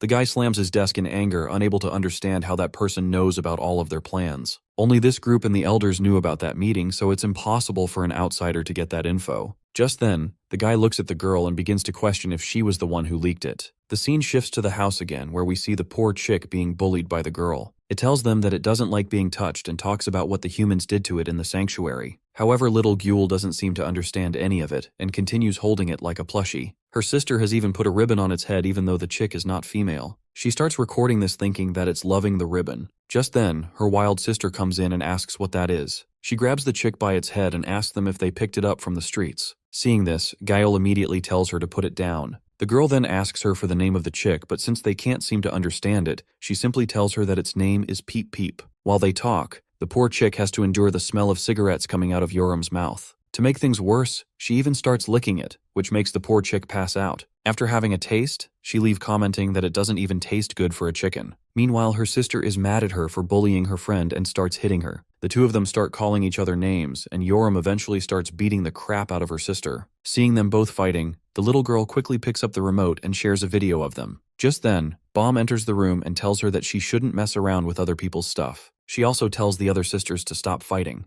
As soon as she picks up Gyul, she gets zapped and sees a vision of the future. This makes her run to our boy, who already knows what happened. It seems like he is going out, so she asks if she can join too. Surprisingly, he doesn't refuse this time and instead tells her that he needs her help. Seeing her so shocked, he mentions that she can just stay if she doesn't want to go, but the girl reveals that she was just too happy since this is the first time he has asked for her help. The scene changes to the association's secret base where BM excitedly introduces everyone. On his side is an old woman named Lihua and Minamoto, while on the other side is our boy and Bomb. Jitai simply introduces himself as the demonic human hunter, and the girl says that she is his assistant. Hearing this, she and the old woman start complimenting each other. This makes Minamoto annoyed, and she stands up complaining that it's a bit too much. Even though she asked for their help, she couldn't accept his attitude since he didn't tell her anything about himself. BM tries to calm her down, but it doesn't seem to be working. Jitai looks at her and asks if she wants to see his powers for herself. This makes the girl even more furious, and she prepares for a fight. Before she can unsheath her sword, the granny warns her that she will die the moment she makes a single move. While Minamoto is confused, the granny sips on her tea and apologizes on her behalf. She then turns directly to our boy and asks him if he is on the side of humanity.